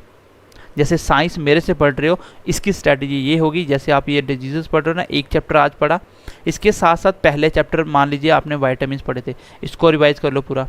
अगले दिन दूसरी क्लास पढ़ी डिजीज, इसके साथ आप लोग न्यूट्रिशन के कुछ क्लासेस रिवाइज कर लीजिए। इसके साथ ऐसे करके, मतलब जब ये करोगे तो ये तो हो गया, दोनों को एक साथ करो। सब एक साथ करते करते करते हफ्ते में सारा खत्म हो गया। इसी तरह इकोनॉमिक्स में करना, इसी तरह बाकी सब्जेक्ट में करो। बाकी कोशिश करो रिवीजन करने की, क्योंकि 15 तक आपके ऑलमोस्ट सिलेबस डन हो जाएंगे, प्रैक्टिस आपकी स्टार्ट हो जाएगी। और मुझे लगता है कि ये मैं आपको 15 दिन से पहले ही ख़त्म करने वाला हूँ। साइंस का सिलेबस आपका मे बी 2 से 4 दिन में मैं ख़त्म कर पाऊँ इसको, ठीक है। एक आधा टॉपिक बच सकता है, अदरवाइज ख़त्म हो जाएगा। चलिए नेक्स्ट बढ़ते हैं गाइस, नेक्स्ट बढ़ते हैं अभी हम लोग नॉन कम्युनिकेबल डिजीज़ की तरफ। नेक्स्ट हम लिखते हैं नॉन कम्युनिकेबल डिजीज़ की तरफ। और कम्युनिकेबल आपके ख़त्म हो गए, इतने ही पढ़ने हैं आपको, और बहुत ज़्यादा पढ़ दिए हमने तो, ठीक है। चलिए जिसको बोलते हैं नॉन इन्फेक्शियस, इसी का नाम होता है नॉन कम्युनिकेबल। बस आपको यही पढ़ने हैं। उसके बाद जो आपको जेनेटिक्स वगैरह वो नहीं पढ़ने हैं, क्योंकि सिलेबस को सिलेबस के हिसाब से पढ़ेंगे। अब इतना टाइम नहीं है कि हम लोग एक्स्ट्रा चीज़ें पढ़ते रहें। या नॉन कॉन्टेजियस, नॉन कॉन्टेजियस। ठीक है, ये बताया था मैंने आपको। ये कैसे होते हैं? ये नॉन स्प्रेडेबल होते हैं, बताया था मैंने आपको। ये नॉन स्प्रेडेबल होते हैं, ये स्प्रेड नहीं होते, एक से दूसरे के पास नहीं जाते। ये ज़्यादातर होने की वजह इसकी क्या होती है? जितने भी आपको नॉन इन्फेक्शियस डिजीज है, इसकी वजह होती है मॉल न्यूट्रिशन। न्यूट्रिशन की कमी से ही ये ज़्यादातर डिजीजेस होती हैं। ठीक है, और जितनी भी आपकी ग्लैंड से होने वाली डिजीजेस हैं, मतलब आपकी बॉडी में जितनी भी, जैसे किडनी की प्रॉब्लम होगी, हार्ट की, लीवर की, ये सारी की सारी किसकी हैं? ये सारी की सारी मोस्टली नॉन इन्फेक्शियस ही आती हैं। ठीक है, जितनी भी ग्लैंड से होने वाली डिजीजेस हैं वो सारी कौन सी होंगी? वो नॉन इन्फेक्शियस होंगी या नॉन कम्युनिकेबल होंगी। ये तो आप खुद बता सकते हो कौन सी डिजीज दूसरी को नहीं होती। जैसे मैं सबसे पहला लिखता हूँ, सबसे पहले नंबर लिख लीजिए आप, जिससे मैं बोलता हूँ एनीमिया। एनीमिया क्या हो जाता है? इसमें क्या होता है? आपकी आरबीसी की डेफिशिएंसी हो जाती है, मतलब रेड ब्लड सेल की कमी हो जाती है, इसको बोलते हैं एनीमिया। अब आपके अंदर खून की कमी हो जाती है। क्या आप अपने किसी भी साथ फ्रेंड सर्कल में रहते हो, क्या उसमें भी खून की कमी हो जाएगी? पता भी आपको नहीं होता ऐसा, क्योंकि आपके अंदर आरबीसी की कमी होगी, आपकी रेड बोन मैरो अच्छे से काम नहीं कर रही, आपकी डाइट अच्छी नहीं है। मैंने बोला कि जितनी डिजीज़ेज ज़्यादातर ये माल न्यूट्रिशन की वजह से होती है, खाना अच्छा ना खाने से, न्यूट्रिशन उससे होती हैं ये सारी। ठीक है, और एनीमिया कैसी डिजीज़ है? जिसमें खून की कमी हो जाती है। ये कैसा है? नॉन कम्युनिकेबल है, इसमें तो कुछ है ही नहीं करने वाला, ये तो आपको सारे पता है। जैसे मैं दूसरे नंबर ये थोड़ा पढ़ा भी देता हूँ, ये क्योंकि नॉलेज के लिए भी अच्छा होता है। जैसे मैं आपको बताता हूँ ट्यूमर के बारे में। अब बहुत सारे लोगों को ट्यूमर और कैंसर में फ़र्क ही नहीं पता होता। ट्यूमर और कैंसर में क्या फ़र्क होता है? अच्छा, ट्यूमर क्या होता है? ट्यूमर क्या होता है बेसिकली? कैंसर कुछ नहीं होता, आपको पता है कैंसर क्या होता है? Basically uncontrol growth of cell. जब आपके सेल की ग्रोथ ज़्यादा हो जाती है, उसको क्या बोला जाता है? ट्यूमर बोला जाता है। ट्यूमर बेसिकली दो प्रकार का होता है। ट्यूमर बेसिकली दो टाइप का होता है। नंबर ए पे आता है आपका बेनाइन, और नंबर बी पे आता है दूसरे पे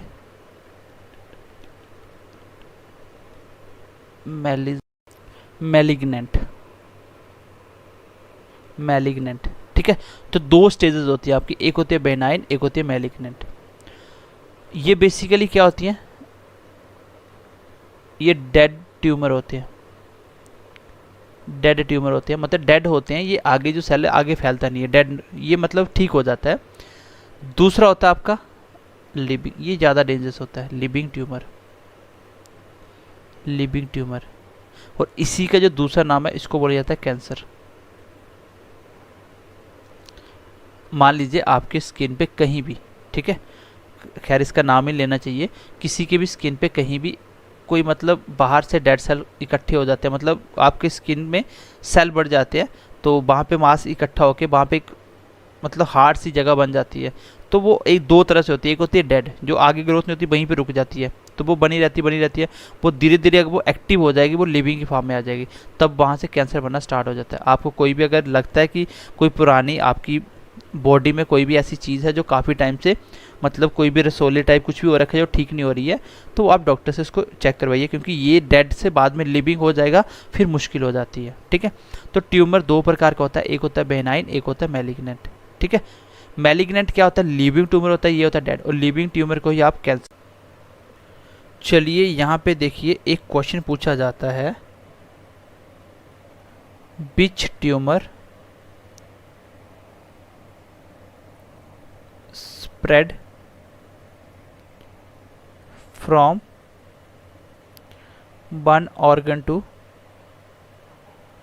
एनदर। कौन सा ट्यूमर होता है जो एक ऑर्गन से दूसरे ऑर्गन में स्प्रेड हो जाता है? तो उसका आंसर होगा आपका मैलिग्नेंट। क्या होगा? मैलिग्नेंट। क्योंकि ये लिविंग है ना, तो एक बार फैलता फिर बॉडी में फैलता जाता है, लेकिन डेड जहाँ पे है वहीं पे रहेगा, वो फैलता नहीं है। जो आपका बेनाइन होता है, जो पहले वाला, ये ऑटोमेटिक ख़त्म हो जाता है, ऑटोमेटिक स्टॉप हो जाता है, क्योंकि ये डेड होता है ना, ये आगे बढ़ता ही नहीं है, और कभी कभी अपने आप ये ठीक भी हो जाता है। एक छोटा सा मैं आपको क्वेश्चन पूछता, देखो मुझे ध्यान से आंसर देना, दोनों में कौन सी स्टेटमेंट सही है। मैं बोलूँ कि all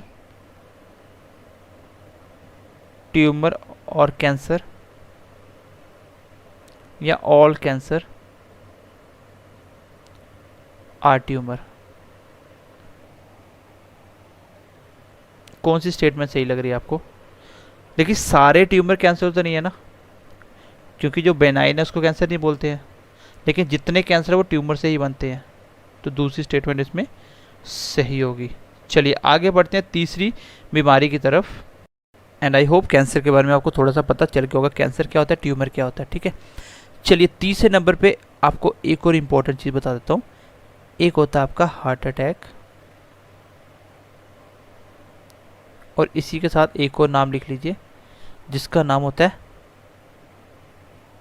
cardiac cardiac cardiac arrest, दिल का रुक जाना, कार्डियक अरेस्ट होना, हार्ट अटैक। दोनों में फ़र्क क्या होता है? दोनों में फ़र्क होता है। जो आपका हार्ट अटैक है ये कैसे होता है, मैं थोड़ा सा एक्सप्लेन करता हूँ, क्योंकि ये आजकल काफ़ी कॉमन हो गया है, तो इसका लोगों को डर ज़्यादा होता है। देखिए सबसे पहले इसका जो मेन कारण होता है वो क्या होता है, वो आपका होता है ड्यू टू सर्कुलेटरी प्रॉब्लम की वजह से। जो आपकी बॉडी में ब्लड फ्लो करता है उसके सर्कुलेटरी की वजह से होता है। बेसिकली होता क्या है, ये मान लीजिए आपकी आर्टरी यहाँ से ब्लड फ्लो कर रहा है, यहाँ से आपका ब्लड फ्लो कर रहा है।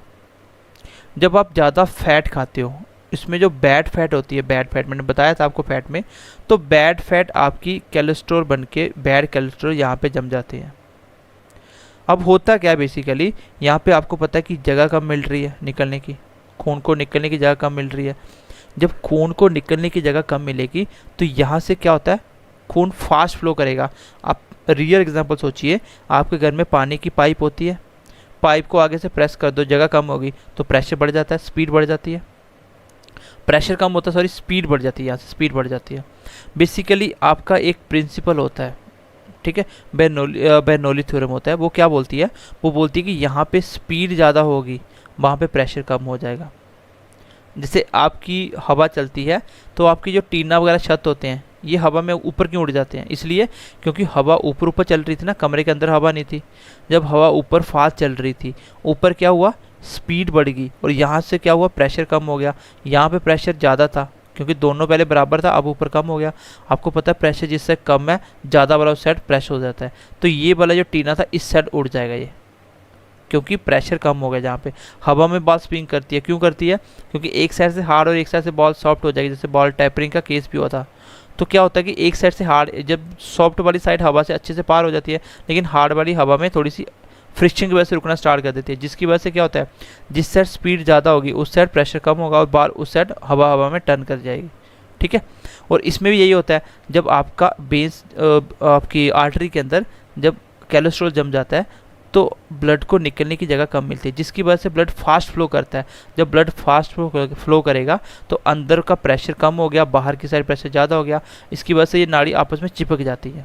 जब ये आपस में चिपक जाएंगी तो उसमें क्या होगा, आपको हार्ट अटैक हो गया। मतलब हार्ट पीछे से पंप करेगा लेकिन यहाँ से ब्लड निकलने की जगह नहीं होगी, इसलिए आपके हार्ट में बहुत तेज़ पेन होगा, आपके हार्ट में बहुत तेज़ पेन होगा। और अगर प्रेशर की वजह से अगर ये खुल गया तो ठीक है, आप बच जाओगे, डॉक्टर के पास जाओगे, वो इसकी सर्जरी वगैरह करेगा तो ठीक हो जाएगा। ऐसे बोलते हैं ना, एक बार हार्ट अटैक हो गया, 2 बार हो गया, तो यही होता है, बंद होकर खुल जाती है। लेकिन अगर 2 मिनट तक नहीं खुला तो बस राम नाम सत्य हो जाएगा, ठीक है। तो ये होता है आपका heart attack. Heart attack basically circulatory problem की वजह से आता है, ये फैट की वजह से आता है। और जब आप स्ट्रेस लेते हो, स्ट्रेस उसकी वजह से भी होता है, क्योंकि स्ट्रेस से क्या होता है, आपका खून ना थोड़ा मोटा हो जाता है। खून जब खून मोटा हो जाएगा उसका फ्लो भी कम हो जाता है, फ्लो तो खून जमना स्टार्ट कर देता है, जिसकी वजह से भी आपका हार्ट अटैक होता है। अब बात करेंगे कार्डियक अरेस्ट की। इसका क्या मतलब होता है, इसमें बेसिकली आपकी बीटिंग में प्रॉब्लम आती है, मतलब हार्ट का जो दिल आपका धड़कता है उसमें प्रॉब्लम आती है। आपको पता है कि 72 टाइम्स होता है ये पर मिनट के हिसाब से, ये आपका नॉर्मल हार्ट रेट होता है। अगर मुझे बताइए कि ये आपका 1 मिनट में 40 से 50 बार ही हार्ट आपका बीटिंग कर रहा है, इसका मतलब ये भी एबनॉर्मल कंडीशन है। अगर मान लीजिए 150 टाइम कर रहा है, ये भी एबनॉर्मल कंडीशन है, दोनों एबनॉर्मल है। इसमें होता क्या बेसिकली, आपको दोनों में ज़्यादा डेंजरस है ना वो कार्डिक अरेस्ट है, वो कार्डिक अरेस्ट है। क्योंकि कार्डिक अरेस्ट में दिल काम करना बंद कर देता है, यहाँ पे दिल काम करना रखता है और जारी रखता है, बट यहाँ पे मजबूरी उसका हार्ट आगे से ब्लड को निकलने की जगह नहीं मिलती है, ये फोर्स तो करता है लेकिन चांस ज़्यादातर होता है खुल जाने के, फिर भी टाइम लगता है। इसमें क्या होता है, कार्डिक अरेस्ट हो गया तो आपका ब्लड एकदम से रुक जाएगा, आपका ब्लड एकदम से रुक जाएगा पूरी बॉडी में, वो 2 मिनट के अंदर अंदर डेथ हो जाएगी आदमी की कार्डिक अरेस्ट में, ठीक है। तो ये ज़्यादा डेंजरस होता है as compare to heart attack के। आपको बोला जाएगा, जैसे आपको मान लीजिए शॉकिंग न्यूज़ मिलती है, बोलते हैं किसी किसी को शॉकिंग न्यूज़ सुनते ही बंदा मर गया, क्या होता है वो सुनते ही उसको कार्डिक अरेस्ट हो जाता है, उसका हार्ट बहुत तेज़ से धड़कना स्टार्ट कर देता है, जिसकी वजह से दिल आपका काम करना बंद कर देता है, और कार्डिक अरेस्ट होने से क्या हो जाता है, डेथ हो जाती है, जिसको बोलते हैं कार्डिक अरेस्ट हो गया। वो शॉकिंग न्यूज़ से क्या होता है, कार्डिक अरेस्ट, ना कि हार्ट अटैक, ठीक है। तो ये थे आपके दोनों की दोनों इंपॉर्टेंट कौन से नॉन कम्युनिकेबल डिजीजेस। एक और लिख लीजिए, फिर मैं क्लास को ख़त्म करता हूँ और बाकी मैं आपको थोड़े नाम बता दूंगा खाली, ठीक है। चलिए एक और लिख लेते हैं, मैं नेक्स्ट पेज ले लेता हूँ, नेक्स्ट लिख लीजिए एक और, जैसे मैं बोलता हूँ। चलिए बताइए मुझे, हाइपोक्सिया क्या होता है, हाइपोक्सिया क्या होता है, ये किसकी वजह से होता है और किसको इफेक्ट करता है ये। देखिए हाइपोक्सिया होता है वो क्या होता है, हाइपो मतलब होता है कमी होना की चीज़ की, लेस कमी होना, हाइपो मतलब कम होना, हीटो मतलब बढ़ जाना, ठीक है। या हाइपर मतलब बढ़ जाना, हाइपो मतलब कम होना, और ऑक्सियो मतलब ऑक्सीजन। जब आपकी बॉडी में ऑक्सीजन का लेवल कम हो जाता है उसको बोलते हैं हाइपोक्सिया। क्या बोलते हैं उसको, हाइपोक्सिया।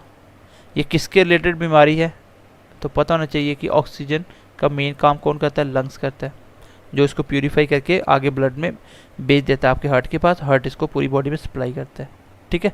बाकी आपको याद रखना है नेक्स्ट, किडनी, जितने भी आपकी बॉडी के ऑर्गन एक्स्ट्रा में जो भी डिजीज़ होती हैं वो सारी की सारी किसकी होती है, वो नॉन कम्युनिकेबल होती हैं, वो एक से दूसरे के पास स्प्रेड नहीं होती है, सारी ग्लैंड्स की वजह से होती हैं।